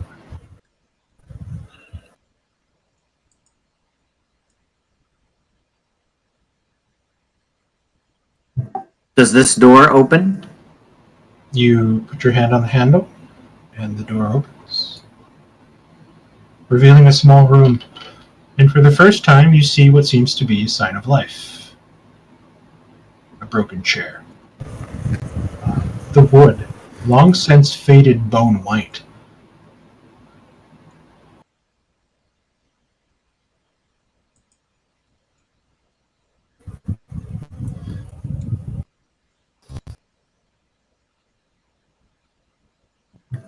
Can I tell if the chair just fell apart from old age or if it was a victim of violence. What Like, do did you somebody do? break the chair on Are purpose? you just kind of looking at it I will- from a distance, trying to like assess it, or are you gonna? No, I'll reach forward and pick up a piece and see if it's splintered. You reach for it, and you close your hands around it, and it just crumples, almost like ash in your hand. It's very grainy, like sand, and it just scatters on the ground. It's very fine, like sand that you would sprinkle on a letter so the ink will dry.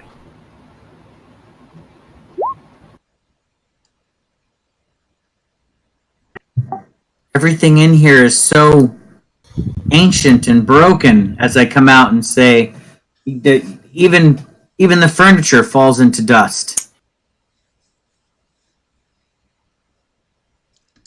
Interesting. We Drummond, must keep moving. you squeeze into this room and you notice that here, for the first time, you see signs that the walls are not so pristine. The walls are not so clean.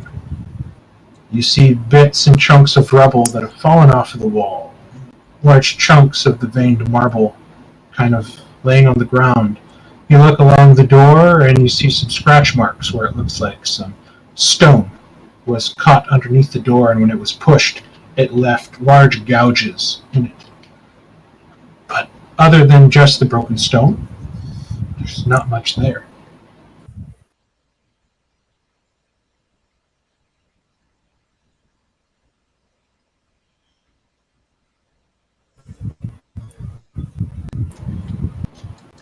Zirak, you open this door, and it looks like a wine storage. There's a barrel that's broken on the ground, and you see the lid's been propped open. And you scrunch your nose. As the closer you get, it smells of incredibly strong vinegar. And you look and you see what seem to be almost like jellyfish-like layers on the wine. Maybe mold and bacteria, almost. But it is a very strong, putrid vinegar smell.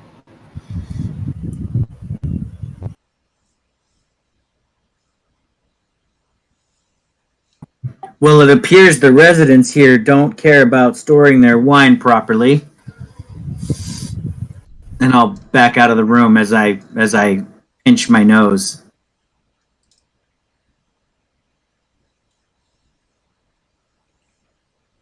Maybe it was meant to give the visage of an abandoned place.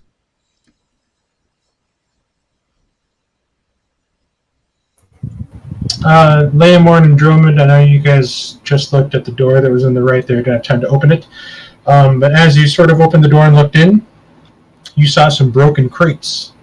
Inside the crates are fruits, vegetables that have long since turned black and rotten. Mold and fuzz growing on them as if they've been there for quite some time. The liquid has since leached out of the vegetables and kind of been soaked up by the wooden crates around them. Again, the smell is very strong of mold and bacteria. Well, no, I'm going here. Unless I have a strong stomach.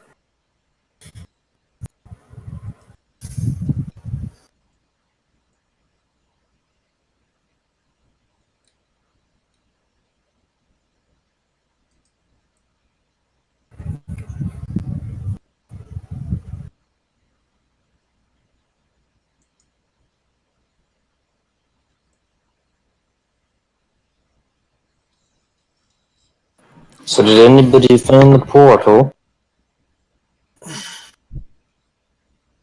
Nothing but rotten stuff, mostly. If all these rooms have been checked, then it sounds like we are heading to the next floor. Indeed. We are going up the tower.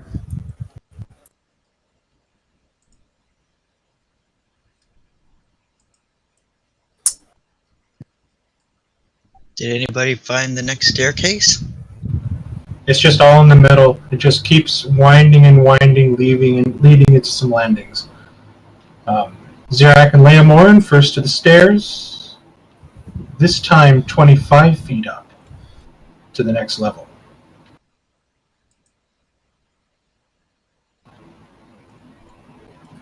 You look further up and the stairs continue.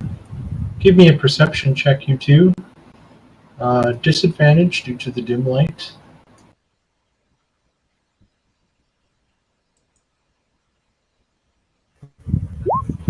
Perfect, Zerak. You notice it well before Leomorn. There is a faint green smoke, sort of crawling and then dissipating. Well, I guess it looks like just regular smoke, as you can't see the colors, but almost like fog moving down the stairs from above before it dissipates. Do I sense a change in the temperature at all? Do I get a chill? No. Okay. You look, and even Leomorn, you can see like the glistening on his skin from sweat.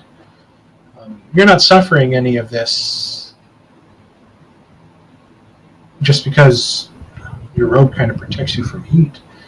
But even as you look at him, he's not panting. He's not showing like exertions of like heat exhaustion or anything. He's just sweating. Zerak, are you?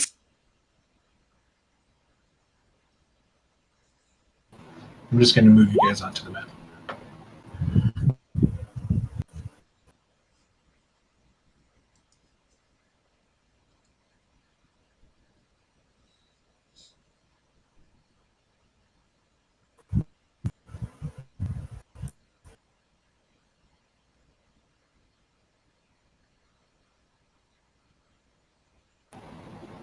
This is a very large, very open stone chamber. But here, littered on the ground everywhere, are piles of rubble. Yet, as you look on the walls, there's no damage. And you guys have realized that you've climbed these stairs to a couple different sections. You guys haven't found a window. It's just enclosed stone walls.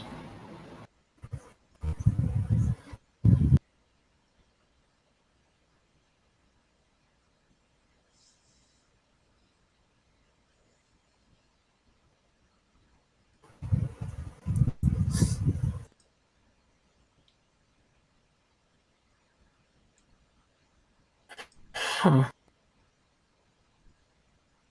That makes no bloody sense. Where the hell is the port? Dalian is gonna kind of feel along the wall and kind of walk around to see if maybe he stumbles onto an illusion of anything. You follow and you move your hand up and down as you move in kind of like a zigzag heart monitor pattern as you work your way around. It is smooth. Your hand squeaks on the wall in some areas. The skin gets caught a little bit and it like causes it to sort of bump and rub before it smooths out again. You look at your hand at the end, not a sign of dust or dirt.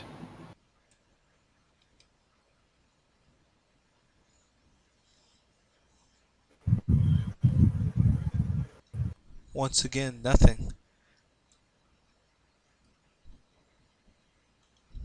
Maybe if there is something we did pass, it requires the key that she mentioned.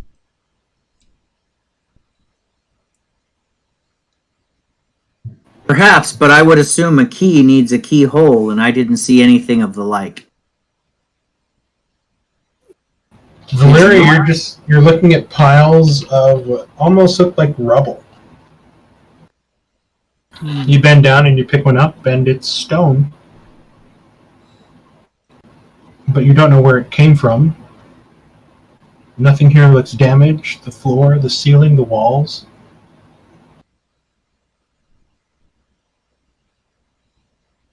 It's just a pile of rocks. What the hell are you guys even doing here?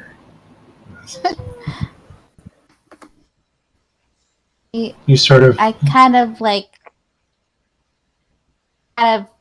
grab a small piece, and kind of just like roll it around in my hand, and then I kind of throw it at the wall.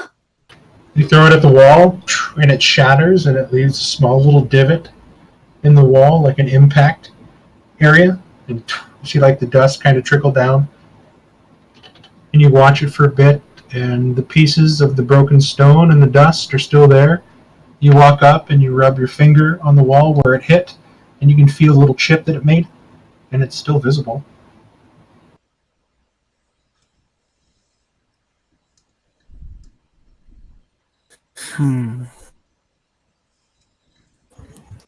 Does anyone recall what you said about how you transverse this place? I mean, Valeria, you start like taking your fingers and wiping at your eyebrows, and you can see like and feel like the drips of sweat running down your face, that you don't feel hot.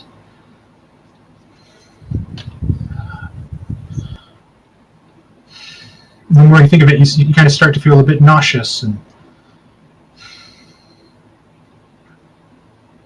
kind of shake your head to fight off like a fit of dizziness really quick. Take a deep breath, wipe some more sweat from your face, and you look around, and everybody, minus Zirak, is sort of just like absentmindedly wiping their face as they walk around, wiping sweat off onto their clothes, and you can see like some of it dripping white off the tips of their nose onto the fronts of their chests. Occasionally you'll see somebody sort of blink their eyes a couple times and take a deep breath, as if trying to steady themselves before moving on and staring at the floor and at the rubble.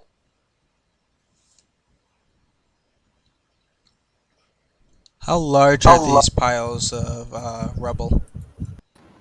They're spread out over like 10 feet, but they're not like piled up. They're just sort of scattered along the ground in just three sort of areas around here. Like completely out of place in this surrounding.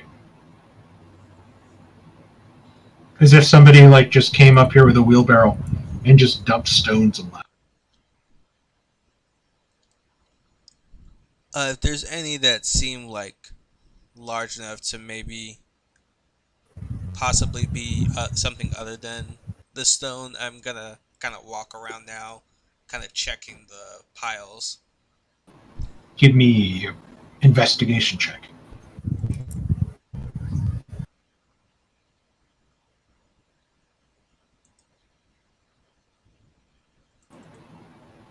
You look around, and you start digging through, and in one pile you find a sort of 1 foot by 8 inch, 1 foot by 8 inch, about 1 inch thick, what almost seems like a plate of smooth stone. You look at it a little closer, and you can see some contouring that's been sort of worn smooth. That sort of resembles a face.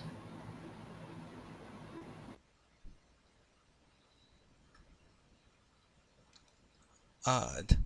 Zirak, what do you make of this?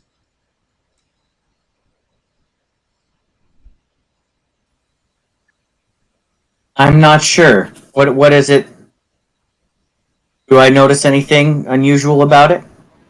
It looks like the beginning of a profile of a face, kind of a large face on this curved, contoured sort of plate of stone. And as you kind of look through the other piles, you can see smaller chunks of these stones that you can kind of put together like a puzzle, and you're thinking that maybe, one time this could have been a statue, maybe?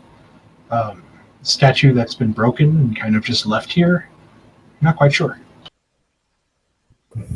Yeah, so I'll relay that to Thalion. I said I can't quite make out the features. I don't know who the statue may have been meant to represent. even whether or not it's male or female. But And you watch as Thalion takes a deep breath. And as he exhales, like sweat kind of flies out in a very Rocky-esque kind of way from his mouth. Thalion, you sort of have to steady yourself, shake your head, fight off a little fit of dizziness, and you're okay now.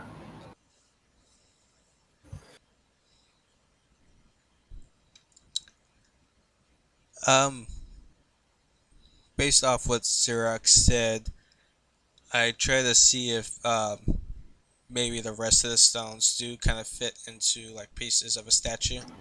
How long are you going to spend doing this? Not long, since I know we're kind of in a rush. So if I don't notice anything right off the bat, then I'll. You're going to have to like dig through and try to find pieces to put together. I'll use I mean, it's scattered in these 3 separate piles all over. So I would need to know how long you want to spend doing this, and then we'll have a check to go with it.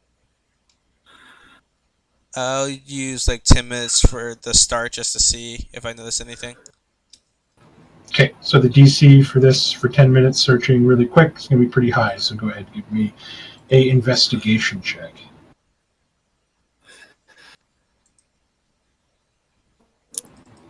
Just you're looking around and you see a piece you think that fits, doesn't fit. You drop the plate in your hands and sort of steady yourself, palms on the floor. You feel the sweat dripping from your face as you take a deep breath. You look around and you see that everybody else, minus Sirach, is kind of steadying themselves on the walls and just trying to hold themselves up, shaking their heads, blinking their eyes, wiping sweat from their face. you all look like you're possibly running a fever or getting sick in this place. Maybe you need a bit of fresh air. Perhaps we should continue going to the top of the tower where we can get a breath of fresh air. Come, my friends. I think. Hurry. Yeah, you're now where we were about 10 minutes ago. What, you already went to the top of the tower? Sirach, as you mount the stairs, ready to go up, you see that faint telltale fingers of fog kind of moving past some of the steps and then dissipating. Valyria sort of gets closer towards the stairwell and her light begins to filter past her shoulder, and you see that there is a green tinge to this smoke as it dissipates.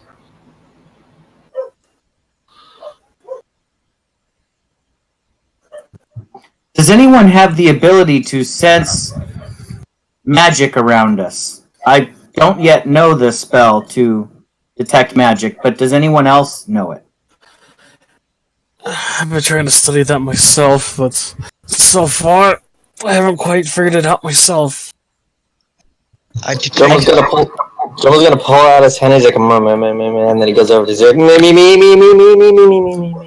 I actually looked at Thalion after laughing at Droman's jest.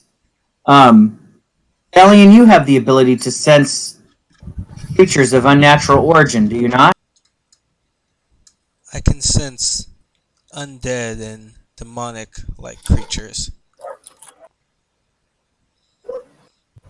Would you mind doing that? Seeing if perhaps there is something unseen around us that we can only sense as shadows at the corner of our eyes? Now step forward, then kind of kneel down, place his hand down, and begin to sense around the area. You drop your hand on the stairs and you let the smoke sort of wash over it, the fog, as it dissipates around your wrist, and you close your eyes and you focus your energy. You can't feel any sort of undead presence.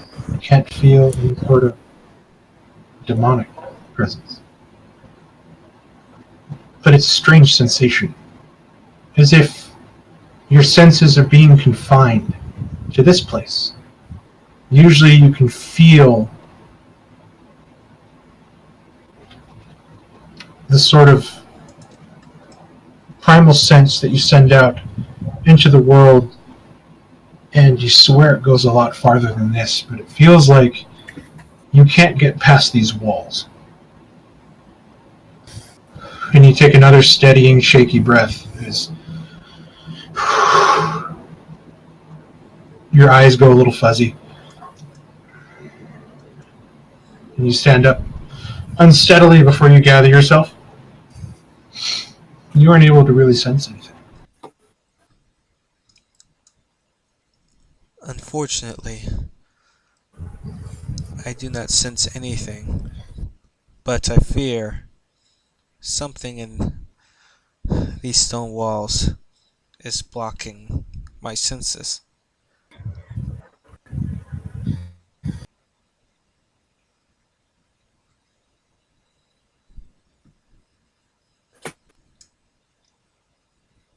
I suggest we just proceed upward. Alright, stay close, everyone. Zirak, you begin to move up with Thalion. Thalion, you go about 30 feet, and you hit a landing.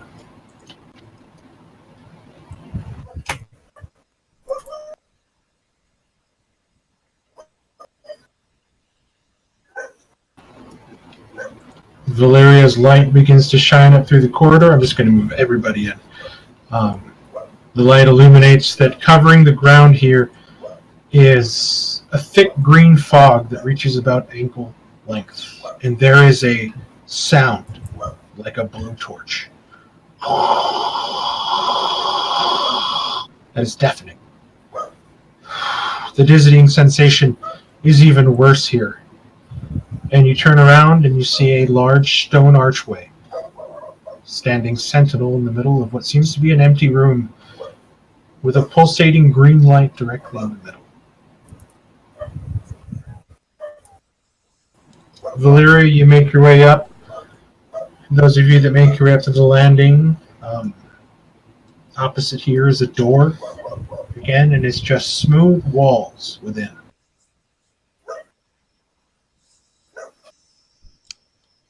Zirak, are you seeing this?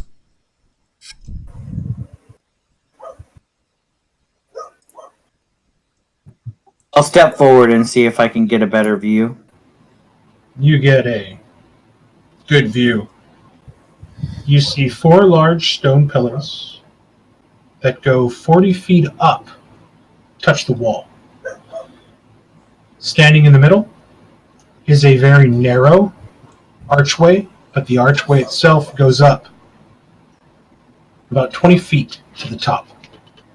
Connecting each of these pillars is a thick iron chain roped in from pillar to pillar. From pillar to arch, pillar to arch, pillar to pillar, pillar to pillar. On the ground, glowing, are runes, kind of pulsating. The closer you get, you sort of wince back a little bit. You don't know why. Your skin feels dry. But you move closer and your body wants to naturally move away. I would like to search the area around the archway for a slot or a key or a hole of some kind that might fit that shard, that crystal shard that Sin gave me. You look, and on the backside of this pillar, you see a circular, like, I guess the only way to describe it to be easily understood, instead of like white crystal, it's a black stone column that rises, and depicted on it are different sections with different strange symbols that you've seen before. You saw these carved and engraved on skulls in the bottom of the Venzler house, way back in Halanon. These strange pictographic letterings. Was this way back in the sewers underneath the town? This Those was piles of skulls? this was before the sewers. This was Oh, okay. the manor house that you guys snuck into that turned into an absolute death trap. Where you saved the young 16-year-old girl and her circus ogre companion. That was about. I remember that. I think There that was- was also the house in which Valeria and I shared our dance. Yes. The Yes. dance.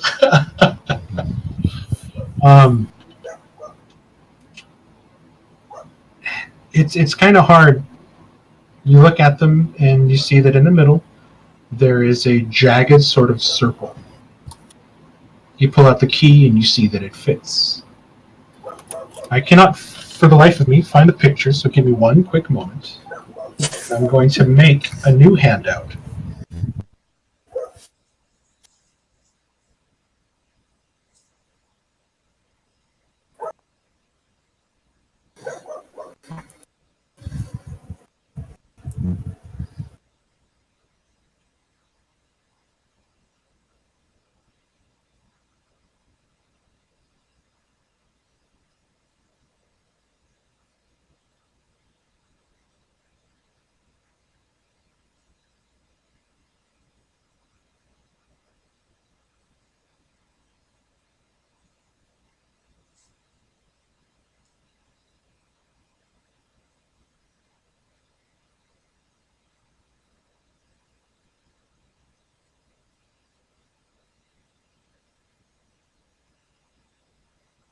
Okay, if you look in your journal section, there should be something called Keystone with an image.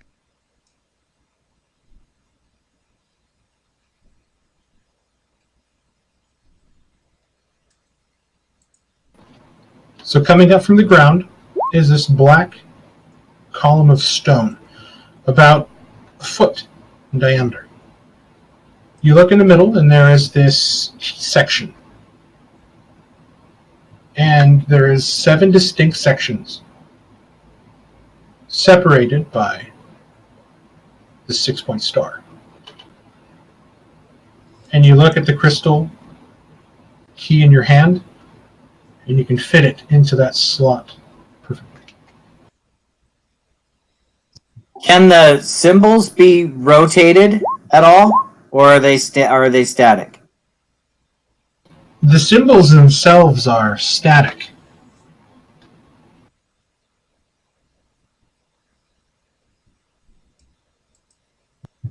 Is it possible? I can't read the symbols, I assume.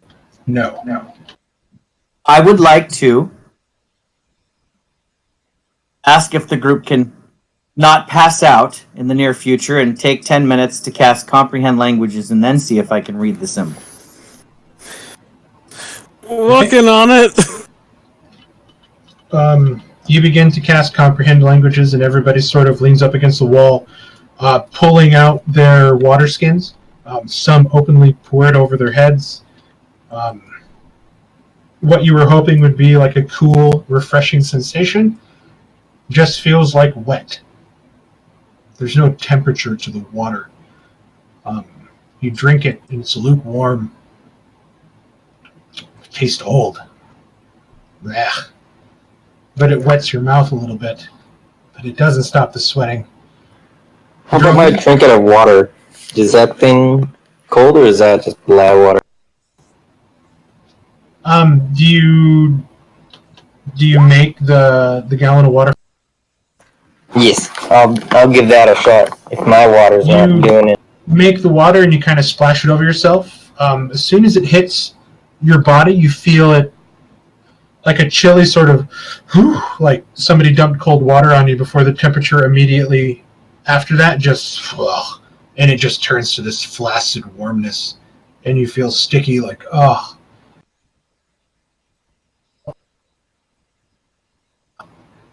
You reach for the door handle here. It's not locked. Okay, let's go ahead and open that one.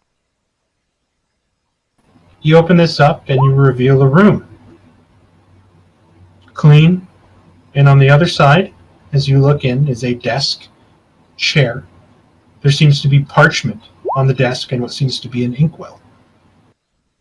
I'll turn to Rudy and then She did warn not to touch anything but the portal. I say aloud. The smoke. You are still casting your ritual. You can't. Oh, that's true. For like 11 minutes. You're right. I'm busy with this. Okay, never mind. I will hush up. You walk in, and the sort of fog begins to fill in behind you and begins to sort of hit the recesses of the corners in the room, and sort of the inertia of the fog that came in sort of rebounds like a wave off of the walls and begins to kind of wash back before it mellows out. And now it's like this moving silk sheet of green foggy smoke on the ground as you sort of walk around. You walk up towards the desk. The desk itself looks clean and polished. The chair, sturdy, unbroken, clean and polished. The quill sits in the jar. There's no writing on the paper, but it looks like fresh, clean parchment.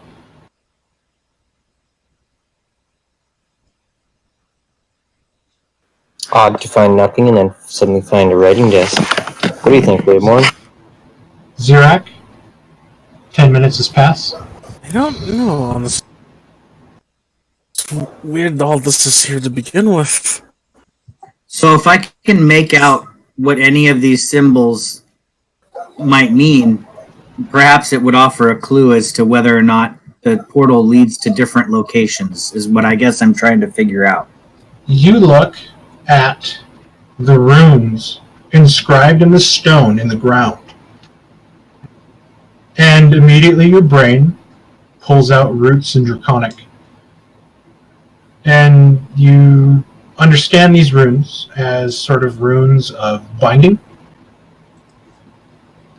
To keep this here, locked in place, unmovable. Anchors. You stare at these symbols on this circular keystone. And like a scene from A Beautiful Mind, like all these words in root languages are flying through your head as the magic is doing everything it possibly can to try to find a root system of language that you could comprehend. And you can't comprehend what these symbols mean. It appears these symbols belong to no language. But Which doesn't make sense. As a scholarly gentleman who has spent years reading, studying of magical languages, you've always been taught and you've always learned that Draconic is the oldest of languages. All languages take their root in Draconic, but you can't find any sort of Draconic root in any of these symbols.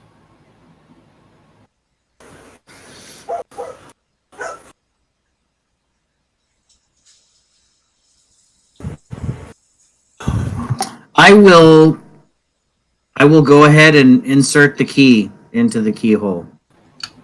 You drop the key, and it slides in, and then it depresses lower, and you hear what sounds like a gear. And you watch as the triangle turns and points to the bottom right-hand corner. The S with, or the 2, I guess, looks like a 2 with a circle at the end. Yep, I see it. And then the blowtorch sound stops. And almost as if the smoke gets sucked back towards the portal, all the fog. And instead of a glowing, burning ball of undulating magic, there seems to be a shimmering, green gateway.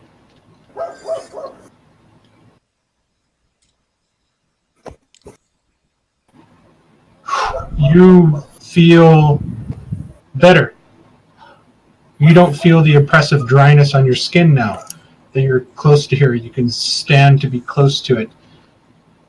Everybody, it feels like a wet, hot blanket has been taken off of you, like you've just stepped out of a steam room. The sweating kind of stops. The dizziness goes away.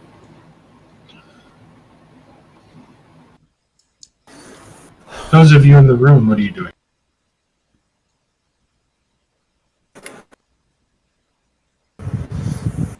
Lamb or Rudy Drum?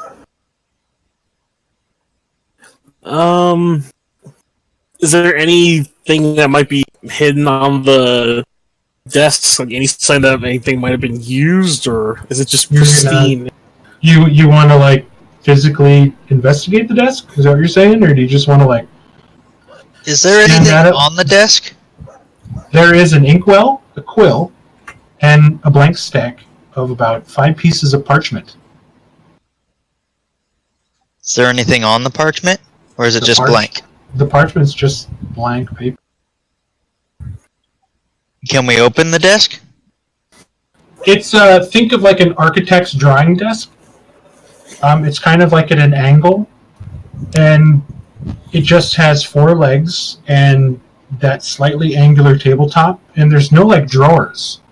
It's just as if somebody would pull their desk up and then they would either draw or write, depending on what they wanted to do. But there's no like drawers to it. Nothing like a school desk that you would lift up the lid to a compartment underneath. It's kind of like an artist/architect desk, if that makes any sense.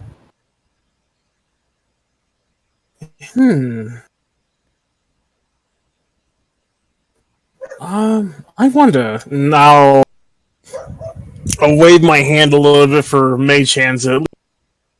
Like move the parchment like off to the sides, like to get like a fan view. So you use your mage hand to brush away the parchment? Well, kind of like just like shift it to the side, like as if you're shifting cards to the side. So the desk, you disturb it with the paper, and then like the paper just sort of slides off onto the ground, and then the inkwell spills and just begins running all over the desk, dripping on the floor. Leomorn, be careful. Stop being Sorry, such a sir. klutz. I'm not being the klutz. My magic hand's being the klutz. Besides, nothing bad happened. I'm going to stand the inkwell back up so it stops dripping. Rudy, what's your passive perception? My passive is 13. Perfect. You reach over, touch the inkwell to pick it up, and the ink shoots up and latches onto your arm. We're going to roll initiative. It was Palmer! It was Palmer! That's why I used me. Get it off me!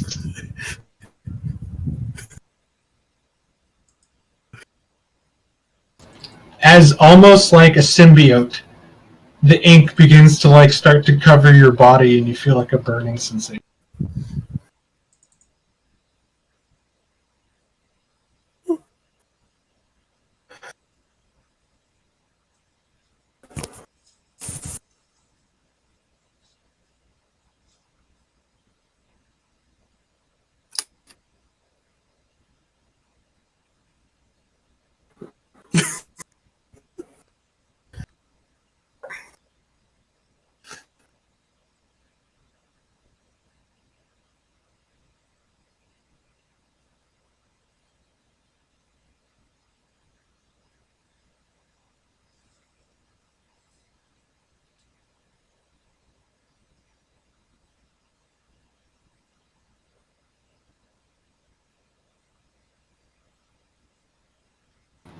Okay. 1, 2, 3, 4, 5, 6, 7. That should be everybody.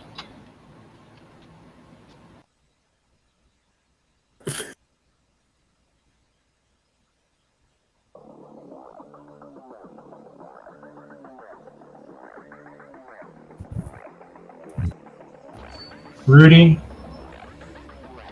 this thing is going to begin to reach out and sort of splash at your face and your body as these sort of tentacle-like pseudopod arms begin to shoot out towards you.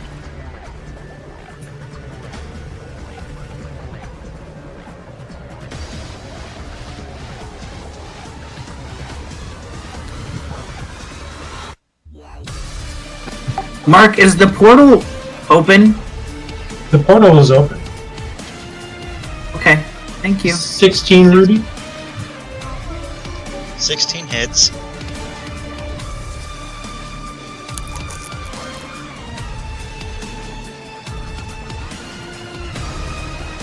You take 17 points of damage total, and you feel your skin begin to burn, almost from caustic acids.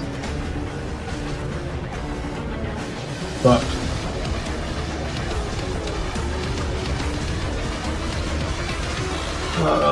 12 plus 11, 23.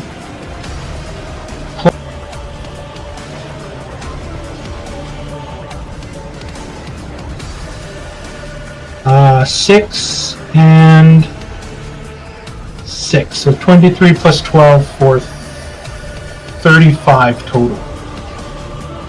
I'm down.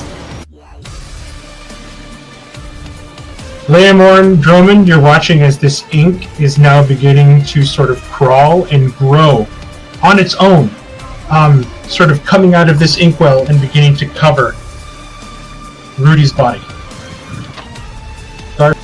Oh, bless it, bless it, bless it! Hearing the commotion, Garshadow is gonna kinda motion towards the door to everyone and charge forward. Okay.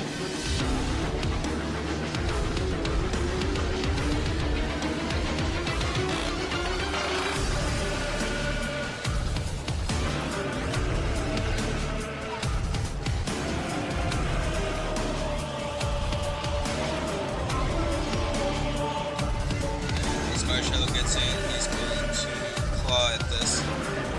Okay. 15 definitely hits.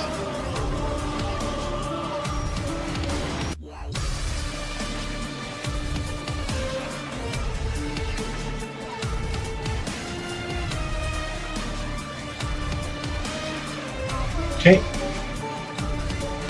And that is his turn. And as Garshadow sweeps its arm in and claws, you watch as he recoils in pain and sort of backs away a bit as the fur on its paw seems to be smoking. As Garshadow takes 4 points of acid damage.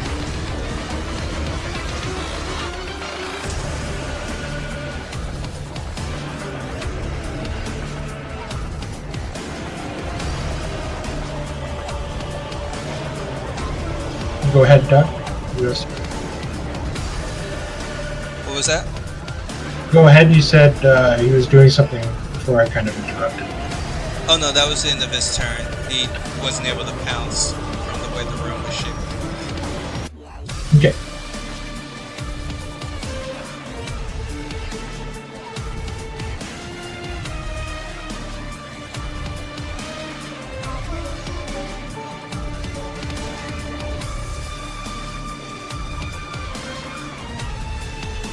Elise?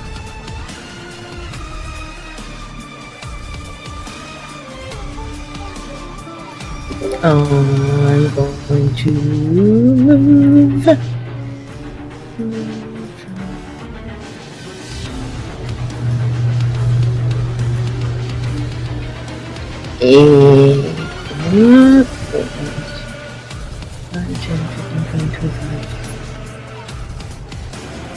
I'm going to stay right there because that's pretty much all she can do right now because her heat's blocking her.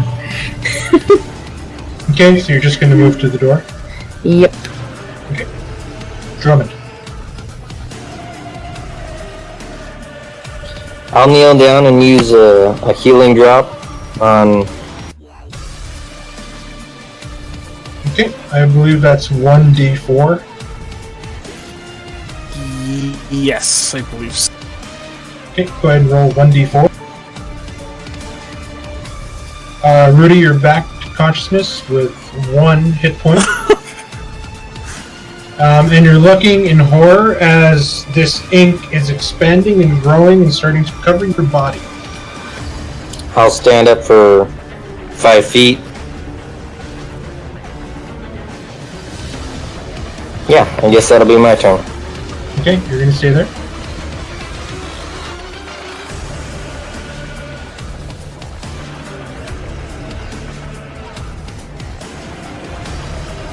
The ink blob is going to attack a Rudy with advantage. 22. Yep. Watches Rudy falls unconscious again.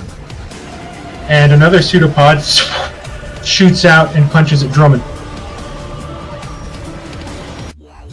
Sorry, it should be the 12, which I think misses. 12 misses. Tally.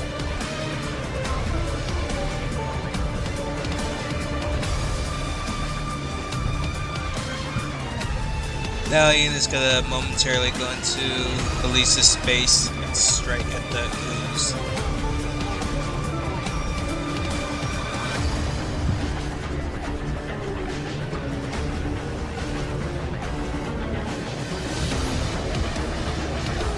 Ooh, good hit.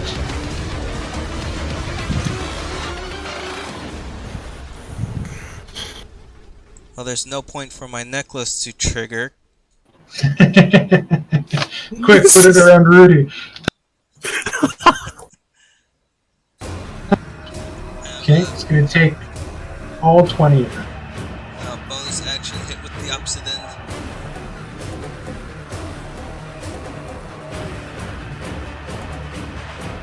$17 hit.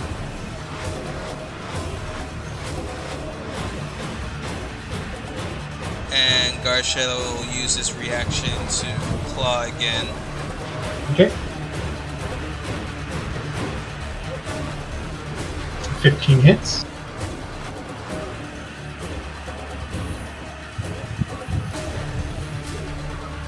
Garshadow takes 6 points of acid damage. And as I step back, kind of seeing that Garshadow got burnt from that, I kind of issue him a call to come out on his next turn. Valeria.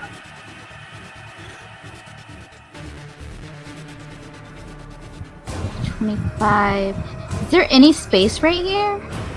There's the door there. Yeah, it's right here. As you move your way there to that back, it is going to take an attack of opportunity. As no, yeah, because you'd have to step into this space to move to here. So it's going to That's take. fine. I don't Take mind. an attack of opportunity at your ridiculously high AC. 22. You take 9 points of bludgeoning and 7 points of acid. What you're noticing is that you feel this acid more on your exposed skin and the gaps in your armor than you do actually watch it affecting your armor. It doesn't seem to go after non-organic as much. I'm gonna use a second level to bring back Rudy. Okay.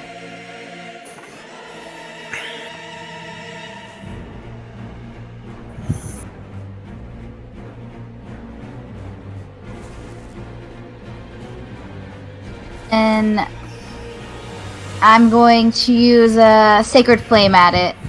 Did you roll ones up?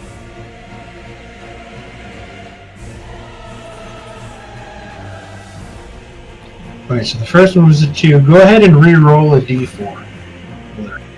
Okay.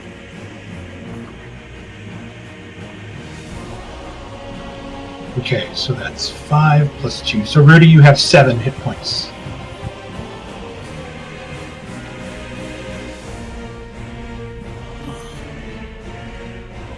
Okay, this thing is not very fast or dexterous. So here comes its dexterity. Right? Dexterity. Wow. It rolled a 14 with a -2 modifier. Yeah.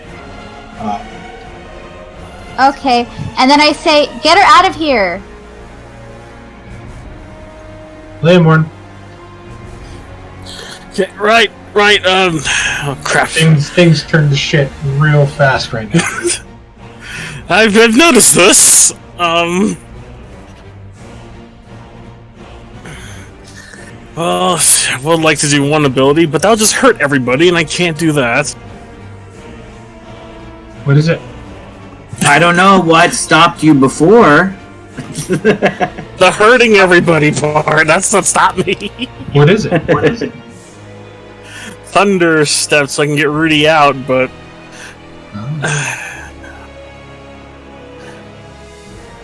I'm sure they'll understand. Take your actions and we'll... Next thing what I'm going to do is I'm going to try to slow this damn thing down with a Ray of Frost. And hope for the best!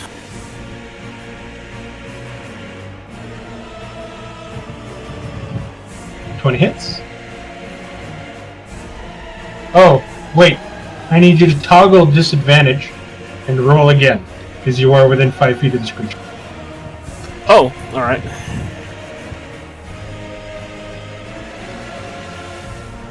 Still hit. Yes. That will be for...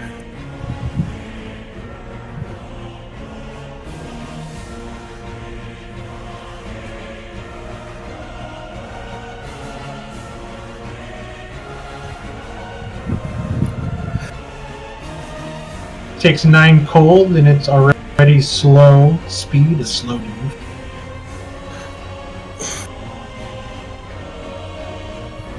Back into the bottle!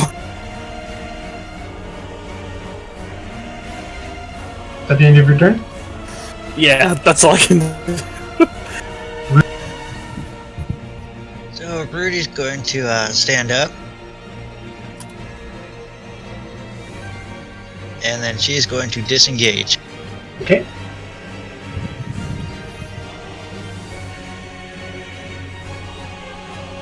You sort of push back everybody in a hurry to get away.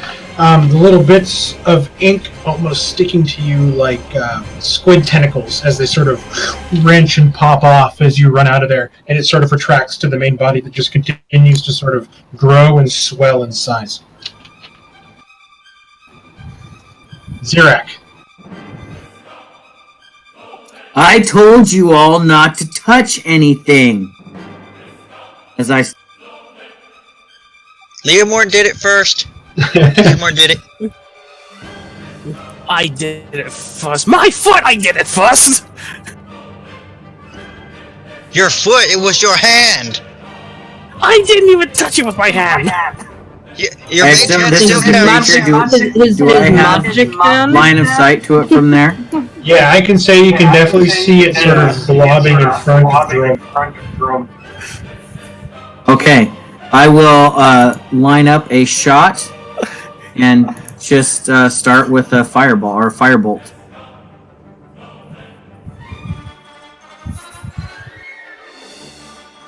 Awesome.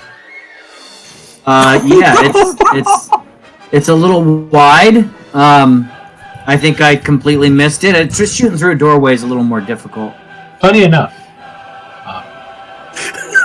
it's a critical 1, it misses. However, the things they see is an 8. But since it's a critical failure on an attack, it has to fail. If it would have been a 2, you would have hit it right dead on. Nice. Just for flavor, you send your bolt in, and it actually hits the creature, and you watch it almost devour the fire. And there's like a small explosion, but nothing really happens. I'm just warming up, guys. I just casted a ritual. I'm a little tired. I wonder why. I didn't get much sleep. Well, I mean, I got plenty of sleep last night. Never mind. Never mind about that. Garsha. Heeding Thalion's words, Guard Shadow is going to disengage out of the room. Okay.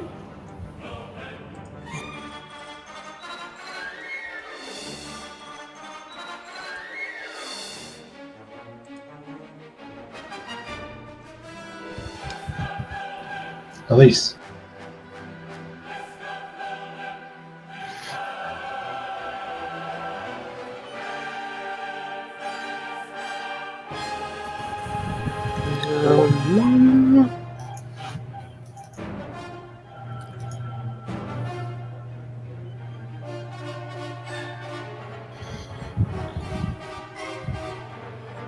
I need something, Elise. She is going to Vicious Mockery the pseudopod thing. Okay. But yeah, she's close enough she can see it. It is definitely not very wise. Jesus Christ. Oh god. It succeeds Thing by has a one. has a 6 wisdom for crying out loud. Oh god. Rolled a 17 minus 2. That's kind of incredible. You hurl an insult at this thing, and maybe you're thinking that perhaps it just doesn't understand what you're saying. As Yep. it looks like it's about to try to sort of wave and engulf Dromond. Oh god. Are you going to stay there? Yes. Okay. Dromond. Cunning action disengage. Okay. Ready my action to close the door when everybody's out. Okay. Alright, everyone out! Everyone out! The Guardian is going to make 2 attacks against Leo. Oh, great. Missing with an 8. Does a 22 hit you? Yeah, that hits. Okay. Leon Morton, you take 4 points of bludgeoning and 10 points of acid as your skin begins to burn under the touch of this creature. Hot, hot, hot, hot, hot, hot, hot, hot, hot. Get out of there, Lemon. Valiant. Working on it! Working on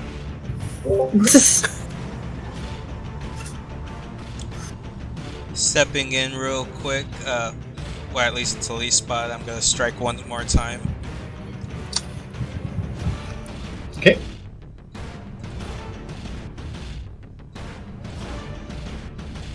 $22 definitely hits. It'll take 16, and I forgot to do this last time. Liam Warren, as the attack comes over your head, hits. You're going to get splashed a little bit of... Take 1 point of acid damage.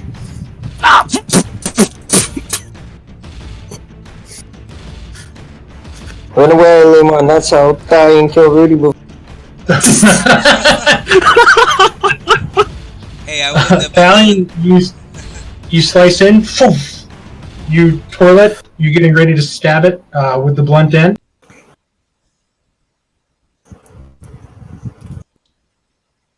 I will stab it with the blunt end, and then after that, I'm gonna back away and say, "Everyone out of the room." Okay, go ahead and make your attack. The magic number for this thing is 8. It's got a really low AC. So the 26 is more than enough. Liam Morton, you take another 8 points of acid. No, Leonard.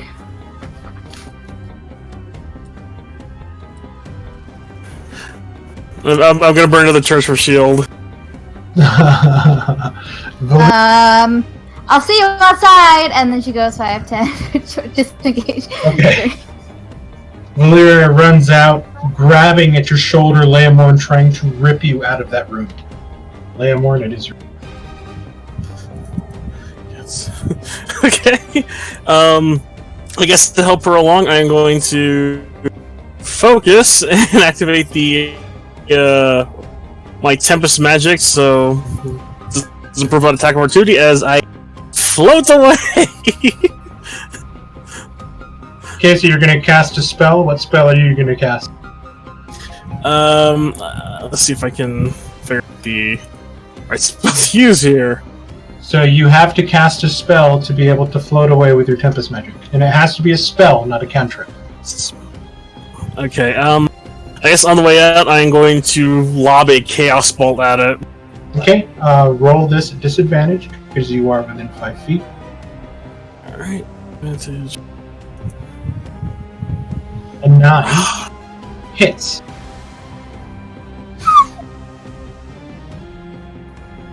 This thing only has an 8 AC. Alright, Go ahead and roll your damage. level 1. Okay, so do you want this to be acid, or do you want this to be lightning?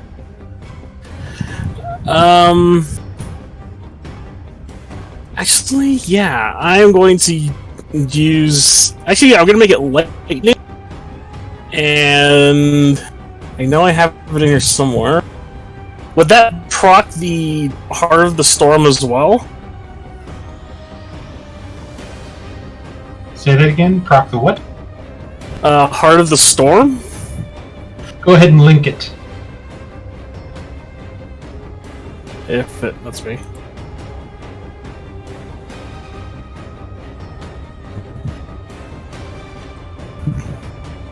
Gain resistance to lightning and thunder. In addition, whenever you start casting a spell from some fire that deals lightning and thunder damage, story magic amounts from you. This round of cards, which is a choice within the sea. To take lightning or thunder damage, choose each time this ability activates. Yeah, you can totally activate it. Yeah, so I guess on the way out I'll lob it while discharging the electricity as I'm being pulled out while floating.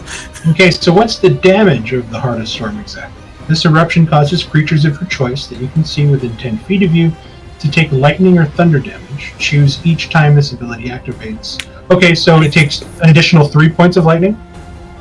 Yeah, it's half of the sorcerer level. So this is great. As you shoot your lightning at it, you watch as the ink begins to warble and like shake and like jello being violently shaken on a plate. It doesn't seem to take any damage. In fact, you watch as it kind of swells. And then it explodes in a spray of ink. Leomorn, you automatically take. No, he doesn't.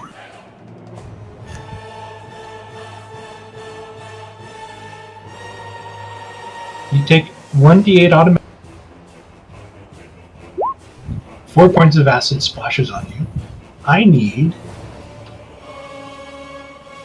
I use my reaction to interject my arcane ward between Leomorn and the creature. Okay. He doesn't take that 4 points of damage. I'll take it. You do not take the 4 points. Xerax magic absorbs it and protects you. However, I need... Shit. I need Elise, Rudy, and Drummond, who are all within 15 feet of this creature in this doorway. I need you guys to give me dexterity saving throws. As the acid just, in a mist, the black ink just rains out. I like how I basically put an umbrella in front of Leomorn and it splashed on everybody behind him. It's like the guy at the old school Gallagher show. Yep, that's basically what it is. You guys that failed are going to take 2d8 points of acid. As this bits of acid rain explode out from the lightning damage and sort of sprinkle like mist onto you guys, covering your bare skin. 12 points of acid damage. So what is the save? Wow, DC? Lemon, what did you The do? DC is 13. At what point does Leomorn leave the room? Is he still in there? He's still in the room. Thought he was Well, I was floating getting out. dragged out, so... Yeah, I was floating out, so... Okay. It's going to take an attack of opportunity at you as you're leaving, because you used your action to not disengage and cast a spell.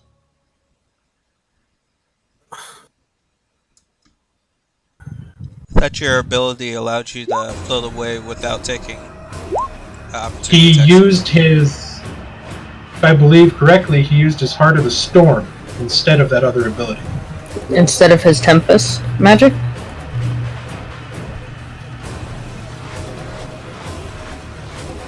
Lamor, do me a favor, hit your Tempest magic thing. Yes.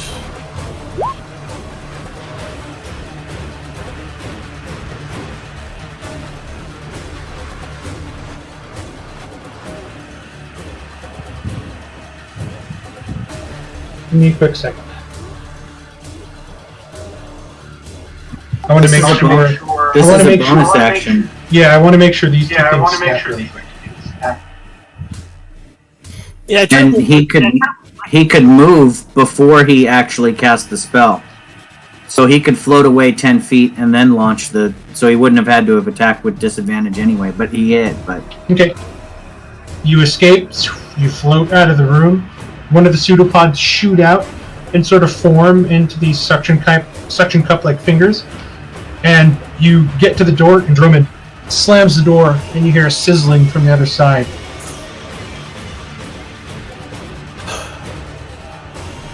Elise, you step back as you watch black ink begin pooling underneath the door, crawling out of the room.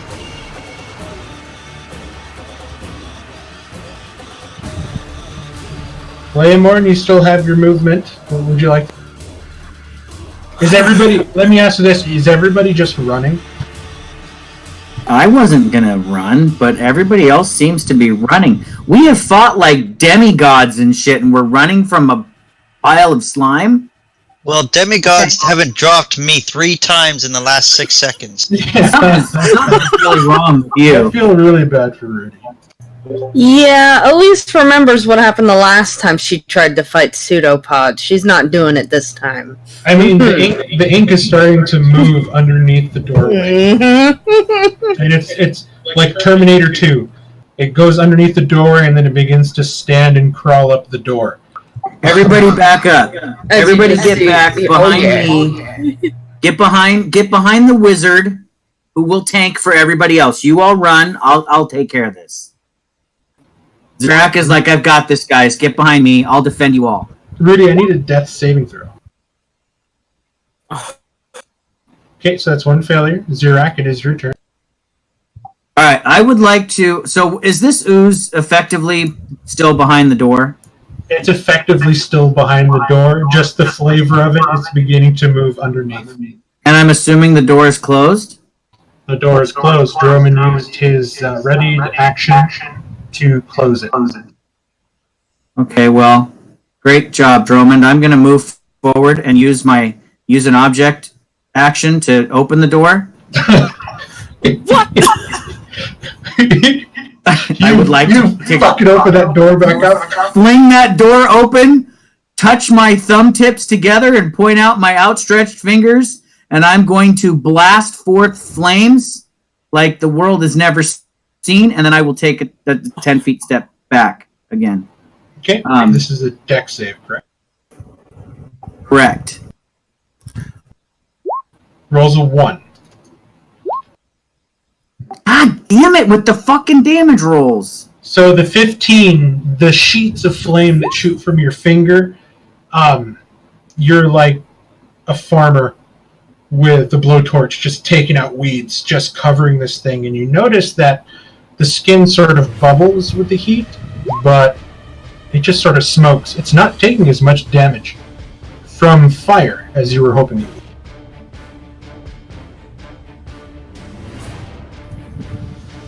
I swear to Christ, I'm never making another wizard. They're either really awesome or really shitty. There's no in between with them.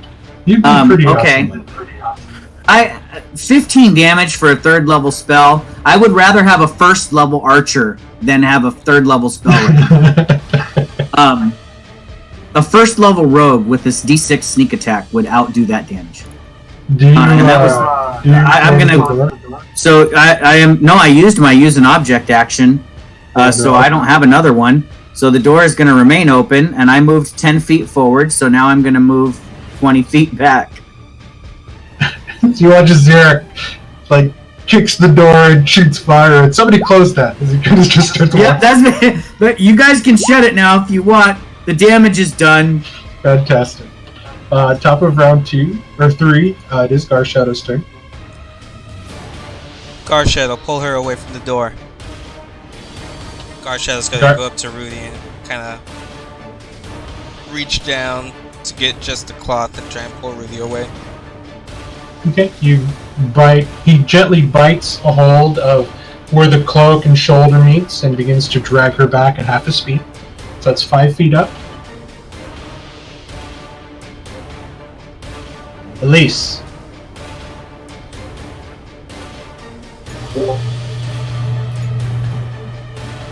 Okay, Elise is also going to move away from that door. So you're going to close it?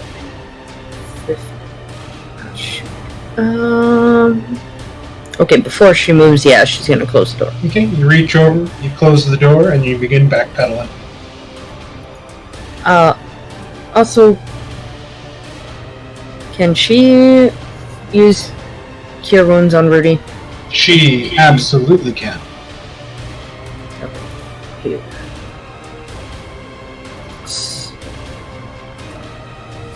I'm gonna cast it. Third level. There we go. Oh shit. That's really good healing. Wow. Rudy, that's 21 points of healing. What's up, new Kinda cleric freaked in the out, eh? party? 8 plus 8. Holy moly. She's like, yeah, I prefer us not having to revive Rudy again for a second time. Drummond, the door is closed.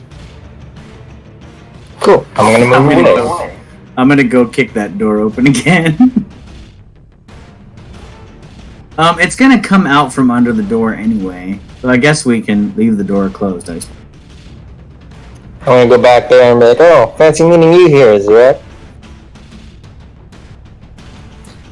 I do prefer to see my opponents rather than have them sneak up on me. The creature is gonna move 5. 10 feet under the door. 15. It's gonna Valiant make. uses his reaction as he is within range. Okay, cool. Go ahead and make.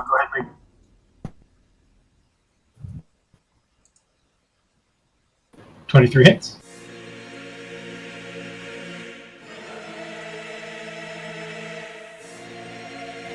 Elise, Valyria, and Lamore.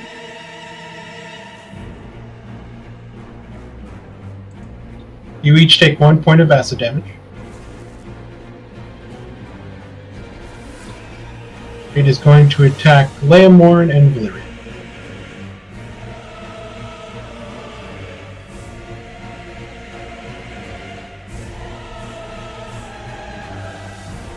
Lamorn first. 13, which I assume misses. Actually, 13 would hit. Leomorn, you don't have Yeah. mage armor on? I thought I had it on. Oh, that's right. You casted mage armor before you went in. Thank you, I forgot. Thank you, Ken. Yeah, I thought he did it when I did it, so we Yeah. usually do double up on the whole mage armor thing. Yeah. Valyria. 24. Valyria, you take 17 points of damage. Valyria, Bludgeoning, 10 out. Mark, I will use my reaction, sending my ward to deflect the shot against Valyria, blocking 13 of that 17 damage, so she'll take 4. Okay. And Valyria, that you disrupt take that 4 dis- that points. destroys my ward. And I'll say, I've got you, Valyria, and then ouch as my ward snaps. It's strange. There's almost this invisible outline of Zirak that appears before you in a warding sort of shielding gesture before it explodes like glass dripping to the ground, not taking as much damage as you thought you were going to take as that thing was about to strike you directly in the chest. It's going to move 5 feet further for all 20 feet of its movement. Valiant. Realizing the danger of this splashing over his party members, Valiant is going to kind of just step back and ready strike if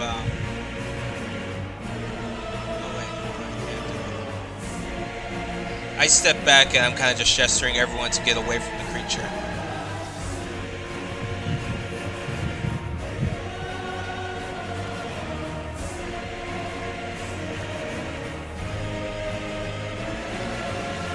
Make your way back to the portal, friends, in case we need to make a quick exit. The portal is open. Valeria.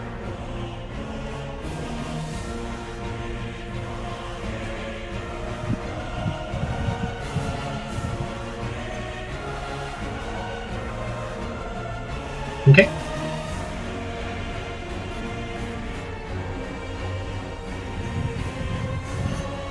Go ahead and make your attack. 16 hits. Okay. Valeria, Leomorn, and Elise, you 2 points of acid damage.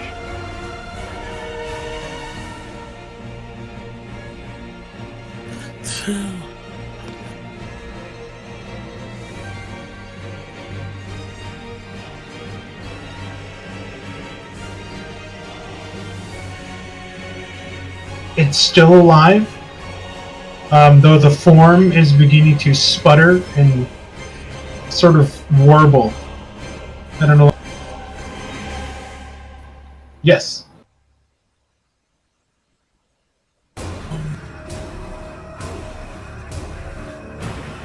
Go ahead and roll your charge as the thorn spikes protrude.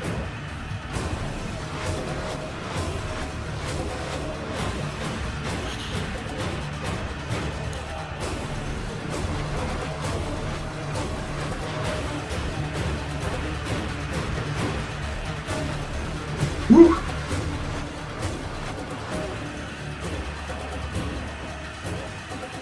You hit it pretty hard. It's definitely wobbling a lot more. And since your spikes were a part of the attack, it's not going to splash. You going to stand your ground?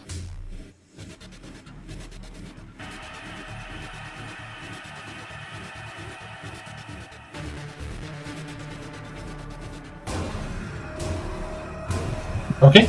Go ahead and cast your healing word on Liam.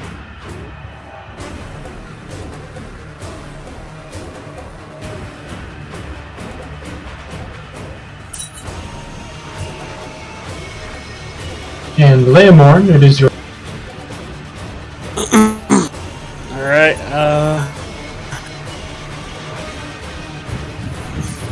okay, crap. Give yourself 4 points of healing. Right. Okay, back to where it was. I assume that if I move, I'm just gonna get attacked, aren't I? Unless you disengage. Yeah, I'm gonna have to risk it. So I'm gonna disengage Okay. and head 5, 10. Should I go left or right? Actually, yeah, I'll stay right there. Right where? Are you in guard shadow spot? No, yeah, there's no one next to him. You're in Garshadow Oh, that's- spot. Oh, it just caught up right now. There you go. Just if I Um, moved. Everybody, why doesn't anybody want to go through the portal? Okay. Leomorn disengages and runs away. Trying to get clear of this strange oozy monster. Rudy. Rudy will wake up once again, and she sees the ooze and she goes, "Oh, jeez, are we still here?" Through the portal, soldier. Bends 5 feet to stand up, and she looks at Zerix, and she goes, "Through the portal?" Yes, hurry, please.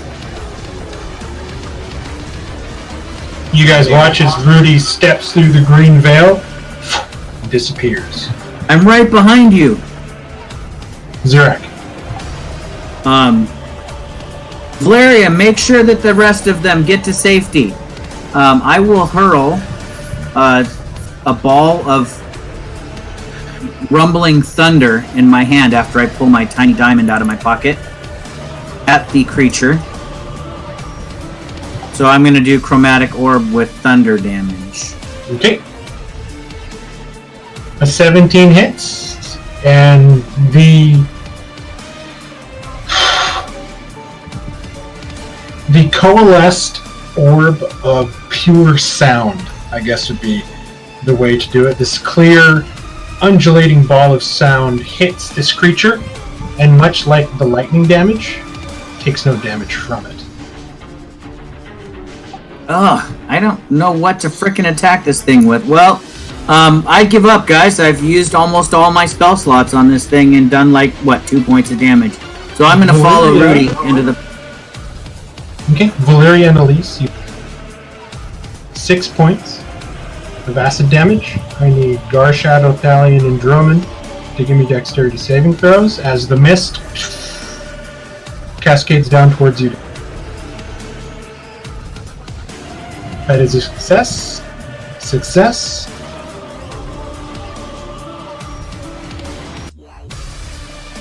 That is a fail. Garshadow takes 7. Drummond and Thalion, you both take 3. Valiant took the 7, Garshadow took 3. Oh, I read that wrong. Garshadow takes 3, Thalion takes 7. I'm always used to you rolling first. Okay, top of round 4. It is Garshadow's turn.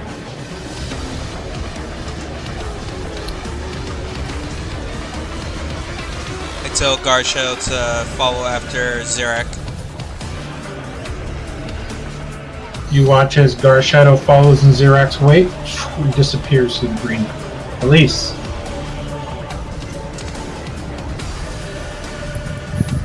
Okay.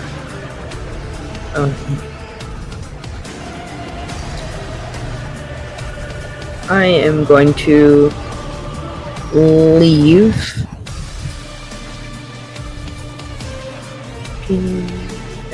Come on. And through the portal it is. Okay. Elise disappears through the green veil. And Drummond. Oh, sorry. You had something else to do? can I use my bonus action to heal myself? Yeah. We'll say that you heal yourself as right before you run in. Yeah. That's what I was saying as I'm leaving. And that is it. Sorry, Ken. I tried to give you a hint with your first firebolt. How the fire didn't seem to hurt it as much. Yeah, it's just that I knew I missed because I crit failed on that one, so I think I didn't process your hint the same way you meant it. It's fine. I get it now what you were doing, but in hindsight only. At the time, I think I just thought I missed. Okay, Drummond. I'm heading through the portal. Okay. Everyone going aboard!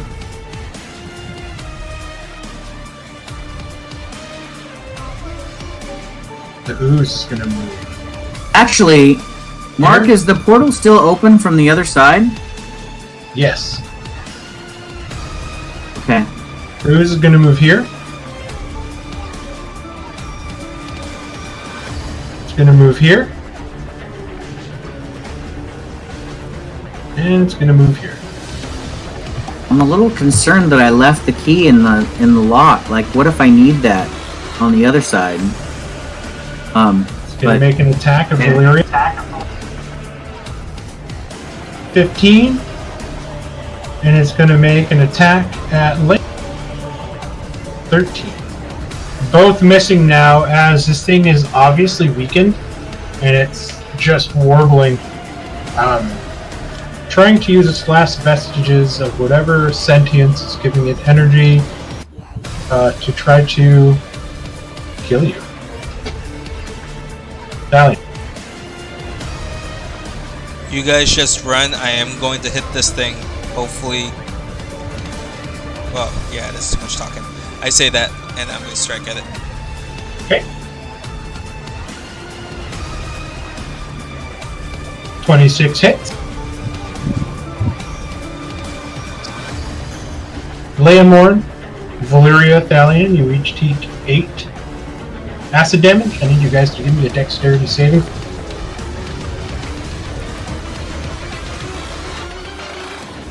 As the blob explodes.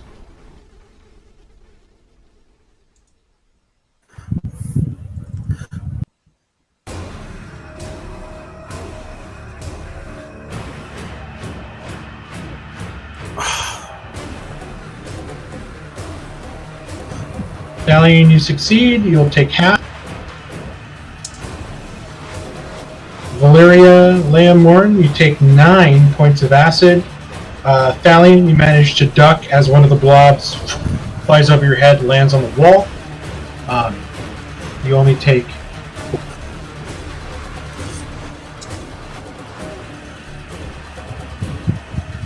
the creatures. We are out of initiative.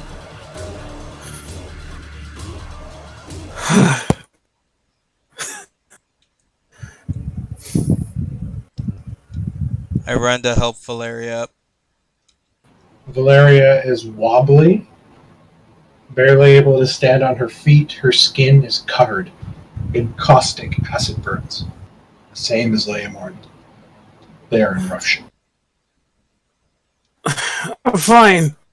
I'm fine. Get her through first.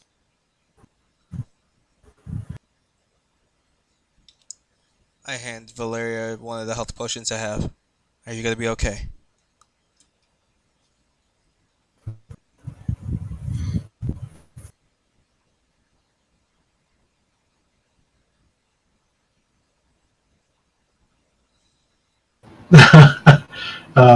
You help Valeria get to the portal.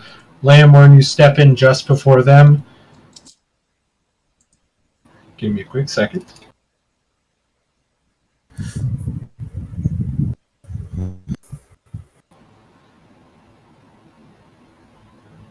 You seem to walk through a void when you first step through this portal. Everything around you is abyssal black. 5 feet in front is another green portal, though this one is a green circle in the ground.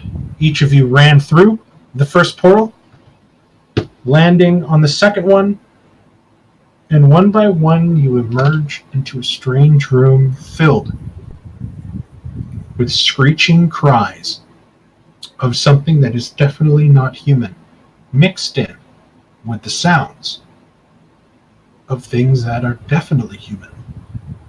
There's the sound of fighting, clashing of weapons, screaming, pain, and fear. You look around at scorched and shattered plaster walls showing faint signs of frescoes that once covered everything within. A half-dozen ruined chandeliers hang from the cracked ceiling above your heads, each lit with low-burning candles, yet it seems the walls themselves radiate a sort of glowing, dim light. Then you immediately stop. Standing before you, turning around, is an undead creature wearing armor, surrounded by what seem to be zombies. This white-like creature sort of regards you for a bit, before his head turns back towards what seems to be an opening in a staircase. After a moment, he turns around and looks, and you see a tall, slender woman, pale skin, revealing silk gown sort of flowing along her body, accentuating the natural curves that are there. Again, another strikingly beautiful woman, if it wasn't for her eyes, these dark, void black orbs seem to regard you.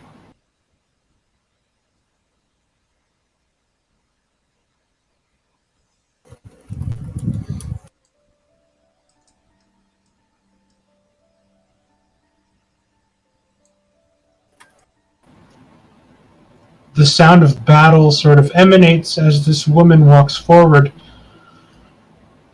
We weren't expecting another delivery for quite some time. And she looks around at all of your bedraggled forms. Skin burned, bodies damaged. Wait here for a second, won't you? And then she begins to move towards the stairs. All the while, the white and the zombies sort of listen and look on and sort of watch you all stand in the corner as this woman has seemingly left. She walks away. I kind of touch Gar's shadow to use our bond to kind of close some of his wounds. And I'm going to drink something while I'm watching this transpire. You begin to reach for something, and you watch as the white reaches for his sword and begins to pull it out of its sheath. And you hear the woman call out, over the screams and the sounds of battle, "Master, there's more. What do you want me to do with them?" And there's sort of silence as the white is just looking at you, Thalion, as now has bare steel sticking out of its scabbard.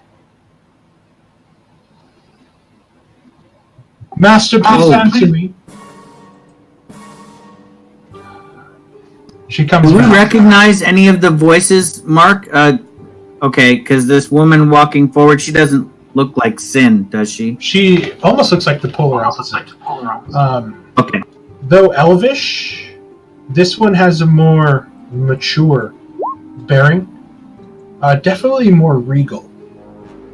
There is something about Sin that spoke of girlish playfulness. This is a woman. She acts like it. She carries her bearing as someone who expects to be obeyed. She is very regal, very haughty in kind of her demeanor, and she kind of, "Follow me." She just, it's quite odd. "Hurry up. I don't have all day. Come on." And she beckons you all forward.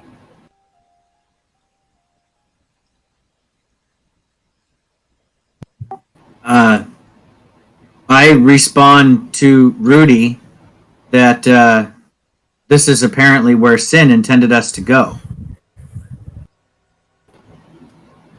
Well, I I don't- hope that massage was worth it. You watch as I this don't remember Sin saying we shouldn't talk to the woman, Valeria. Did she say that? Did she tell us not to talk to a woman? No. She didn't say Okay. anything about it. She did tell you guys that there was nothing in the tower worth... Well, she told you, Zurak. There was nothing in the Right. tower worth touching. We're touching, right. But we're no but longer in the tower. She did say that there were some people within this consortium that didn't like being here. That some people were maybe more than apt to help in her sort of way. As her procession kind of walks down and you guys crest the room, you look in the middle of this giant stone temple. Columns stretching 40 feet up into the ceiling as dim light radiates everywhere. In the middle of this sunken-in fighting pit is a large, strange, beaked and winged creature chained to the ground, screeching and lashing out at what seems to be scared farmers, everyday folk. You see a woman standing sentinel in front of everyone. "Stay with me! Stay with me! Fight! Don't lose hope!" Wearing what seems to be beat down old armor. Her long white hair pulled back into a tight braid as she bears a shield and a sword and is trying her best to protect those around her. And there you see a skinny man in long, dark, dirty, bedraggled robes, his hair long since matted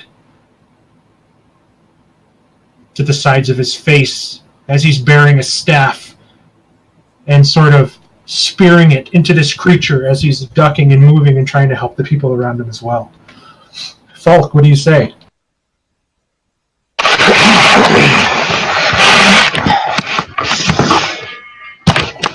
Jesus, that's a lot of noise.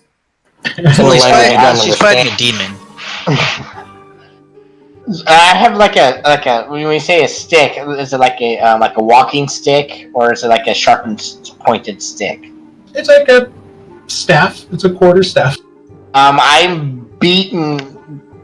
I'm trying to beat down on this creature because that's what I'm supposed to do. Just get on. If we don't, you'll die. If the beast won't kill you, they will. Thalia and Rudy Drummond, as you guys sort of reach the precipice of the stairs, you watch as the zombies kind of... Whoops, everybody's still selected. They kind of fan out. And the white kind of stands near the edge as the pale woman begins walking to the north side of the chamber. And you sort of follow her sort of hip-swaying walk. And you watch as she's moving towards a man, sort of standing, arms crossed. Large, muscular arms crossed before him as he seems to be watching everything going on about him.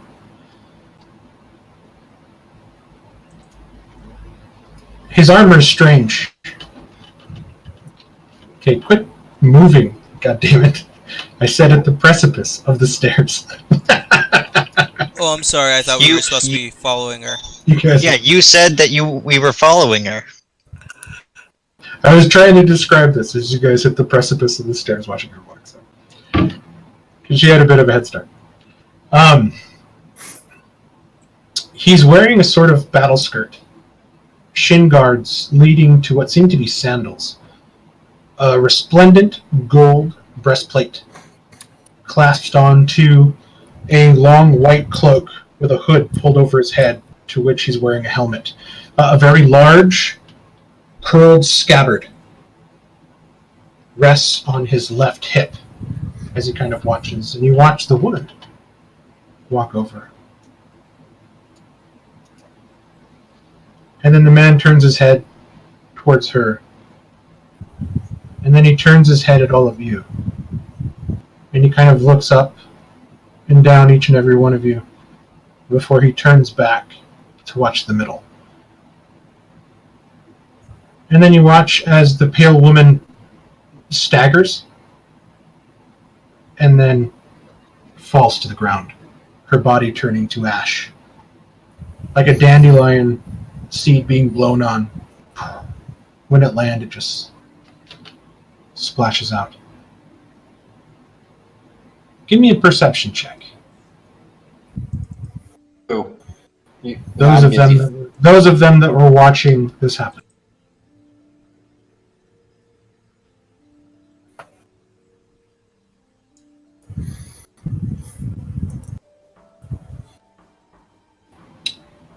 Drummond and Thalion. You catch the barest of movement as you look at his hand. Arms no longer crossed, but his hand, sitting on his sword hilt, is pushing down bare steel before he lets go of the handle and crosses his arms again. An impossibly fast movement. Did he just draw his sword and sheath it in that amount of time? And he continues to watch the battle. And then he looks back over at all of you, and he sort of nods his head in a gesture of approach.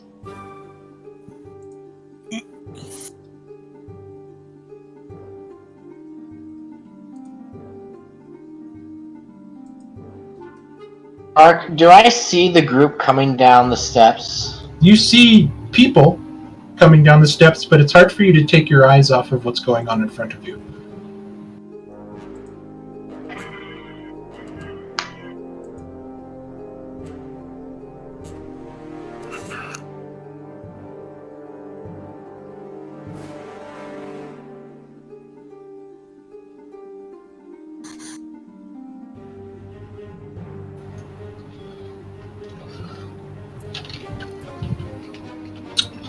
It's strange as you approach this man.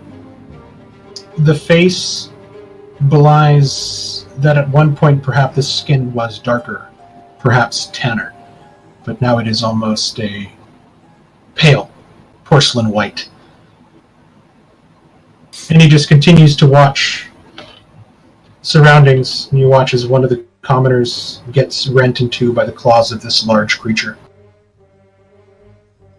Fallen, and the others desperate to fight.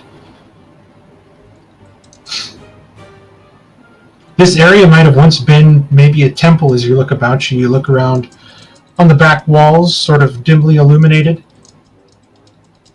are tapestries. But as you look about them, as you walk around, they are foul creatures, tormenting humans in scenes of slaughter and sacrifice.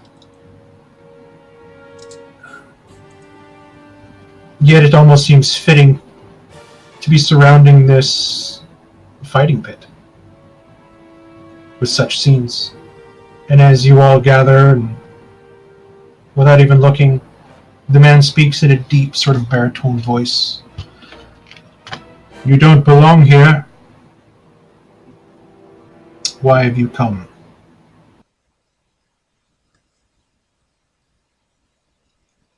Are you responsible for the carnage on the top of the mountain peaks? I haven't left this temple in a millennia, so I will say no.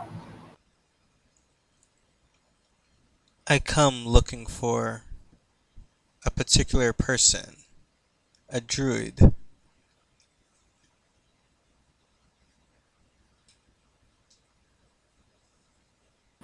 I break demons. Now we both know something about ourselves. And he just continues to watch, and you guys follow his gaze as another one of the gets bashed and flies against the back wall, crumpled and unmoving. You watch the white-haired woman sort of scream out as another one falls, lashing out. The skinny man in his robes beating at it furiously with a stick, trying to do as much damage to this creature as possible.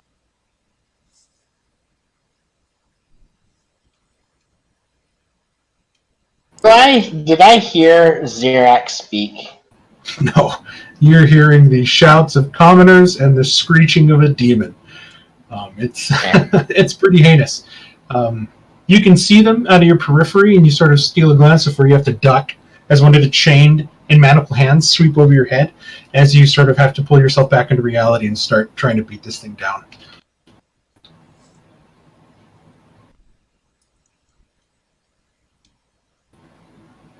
If this demon falls, will you let those folk down there live? If this demon falls, they march back to their pens and await the next that must be broken. That is the order here. His voice is cold, emotionless, like he's been desensitized to this whole thing. How long did we just start fighting this creature, or have we been working on him for a while? You've been working on him for quite a bit. Is this job, this purpose, satisfying for you? I have no choice. I am a slave. And he shows the first real trace of emotion as he kind of orders that word, as his jaw clenches, and you watch the muscles in his face sort of flex. And you can hear the creaking of the leather as his hand grips the sword hilt with immense force. I am bound to this place. What if another choice was presented? What if you were to be released from those bindings? Then I would owe you a favor. Many have come. Many have made promises. And yet I am still here, with this around my neck.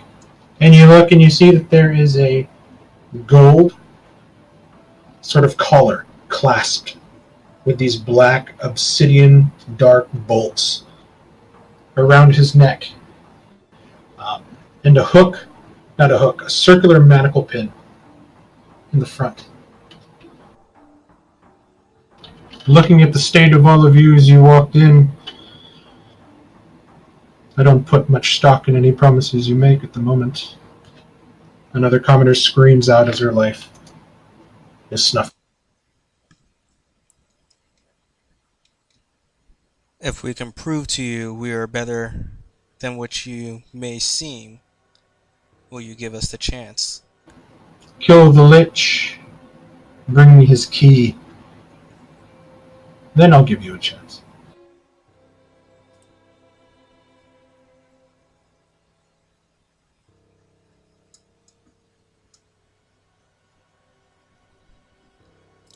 And I kind of also look to the party as I'm still kind of grimacing listening to these the people down there.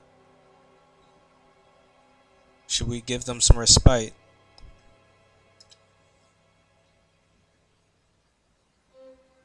I know this sounds a little bit harsh, but if we were to help these people out, wouldn't we be doing exactly what wants us to do, or wants these people to do? And then use that demon to do whatever it is that he wants to do with it? I do nothing with these demons. I simply break them. To what end? What happens to the demons after it's broken? Ask the Lich. That's not my job. Hey, Lich. That's like, hey, Mitch. Is there a Lich in the room? Is that this Falk person? No, that seems to be a captive fighting for his life in a ring against some sort of demonic creature. Oh, okay. Thank you for the compliment. Your suggestion is that we let these people fight the demon and let it be?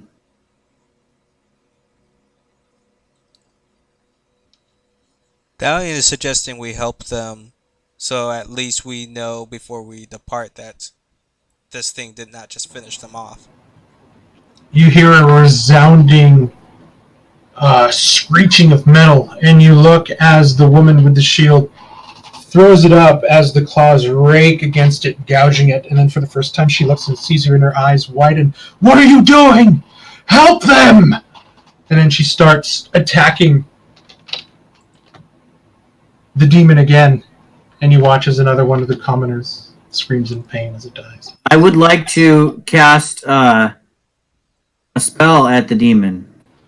You watch as Xerac steps forward and his robes begin to billow as he begins to cast a spell. And that's where we really left it. Oh, come on! I got. You're right. I gotta help the people. Valeria, I'm sorry your faith is faltering, but I have to save the innocents. In your stead, I guess. I don't know. I didn't get an answer from you when I asked you for sure if your intention was to let innocent people die. Morality is a bitch, ain't it? Yeah, I even Xerac has some morality here. I can't let these innocent people die. Please tell me I see Xerac now. You do. You look and you see somebody walking forward. Xerac, really quick, give me a perception check. Oh, I knew I recognized that name. You lock eyes past the creature to the desperate robed man holding on to the staff, and you see that he recognizes you. I have this does look he? like, oh my god, it's you. It better not be the frickin' professor.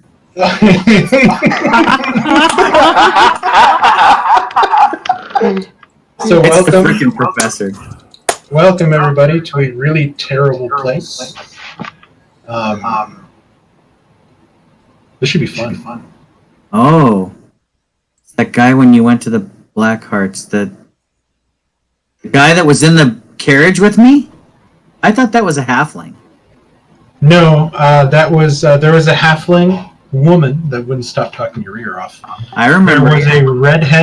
There was a red-headed woman that was quite good-looking, quite playful, that you were kind of flirting with, and she was flirting with you and kind of teasing you. There was also a very handsome human man with long, straight brown hair who was talking about how they just finished an expedition down into the Wish looking for something, but they came up short, and it was sort of a thing of argument that they were going back and forth. You have seen that man before that you originally met in that wagon. There was a brief encounter with somebody that you thought might have been him, but you're just not quite sure. But I think Valeria is speaking of the wizard who was the sorcerer, the elven sorcerer who was the lone survivor of one of the sewer groups. I remember him. Confided in, but this is not him. Yeah, I didn't think it was. I think I would recognize him because I saw him as a challenger almost, or as a peer, but he always was one up on me. And let me put a note here in the chat because I was casting a specific spell. I was going to actually cast a druid spell. Zero waves of power go about him as he druid crafts a flower onto the beast. Rosebud. Frostbite. I dig it. I'm going to try to freeze the demon since demons are from hell, and I think cut cold might hurt him more. That's just Zarak's thinking. Right on, but you seem to have found somebody who is not happy to be here. And so we'll pick up with this next Tuesday. And I'm actually kind of excited to see what you guys kind of do in this situation, because you haven't been in this type of situation, most of you, since Kalanon. So this should be fun.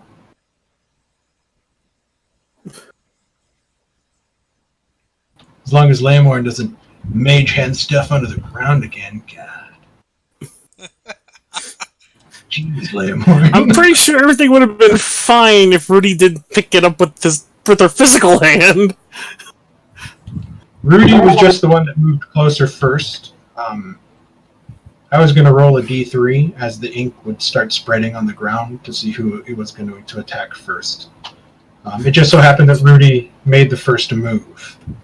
So. What would you do if you saw ink just spilling and gushing onto the floor?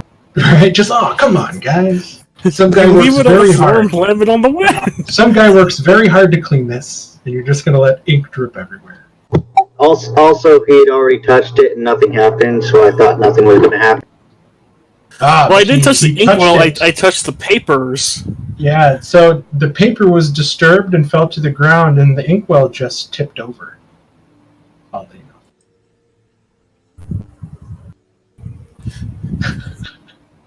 Fucking Falk. Sorry, Chris. I lost track of time with everything. It was fun making everybody uncomfortable in the tower and making everybody uncomfortable around Sin. I know. Next time. I was just, honestly, I was like, are we going to get to me? If not, I'm going to go to bed. But thank you, guys. That was a lot of fun today. There was a lot of great fun role play. I don't know if Rudy's just catty, that Sin is a good-looking woman, or what was going on there. But yes, Rudy is a little bit jealous of her. And she was raised partially to be a proper lady, and proper ladies don't dress like that. Yep.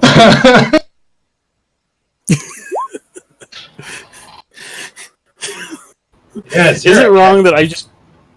A wild night. Is it wrong that I just pictured... I am a little disgusted with myself, but I was going with it, and like, that's just where it ended up. You swear like she had you like a Boston crab.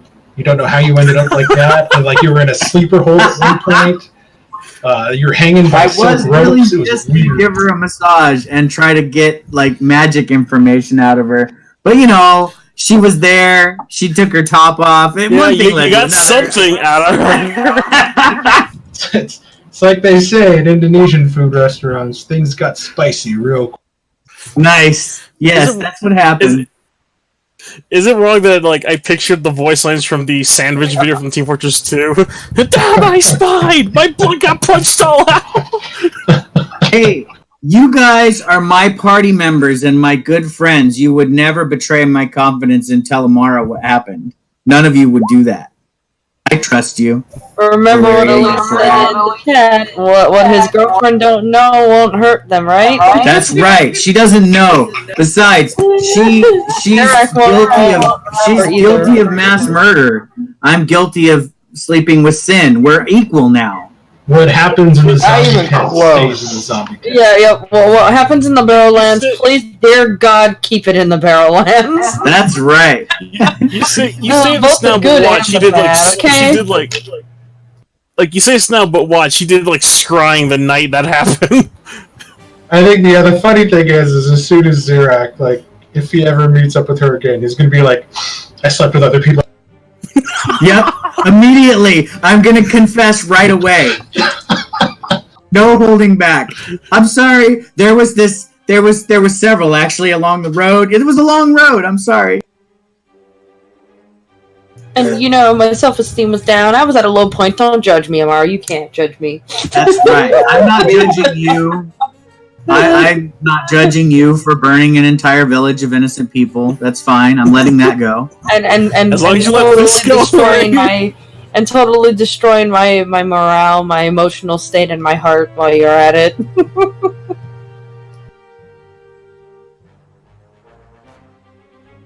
I can't wait for next week for the role play. I have so much. I'm gonna.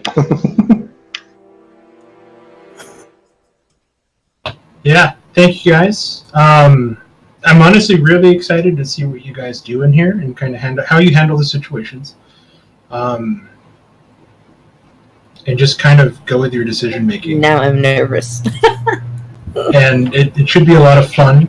I hope you guys enjoy the challenge. It is set up to be challenging. So it should be cool. Thank you guys very much. I hope you guys have a great rest of your night. I will see some of you this weekend, or no? Nope, that's next weekend. I'll see everybody. I'll see everybody next Tuesday. Have a good weekend, everybody. Have fun in the Borderlands. Have fun in the Borderlands. Bye. Later. Later. Lucky. Later.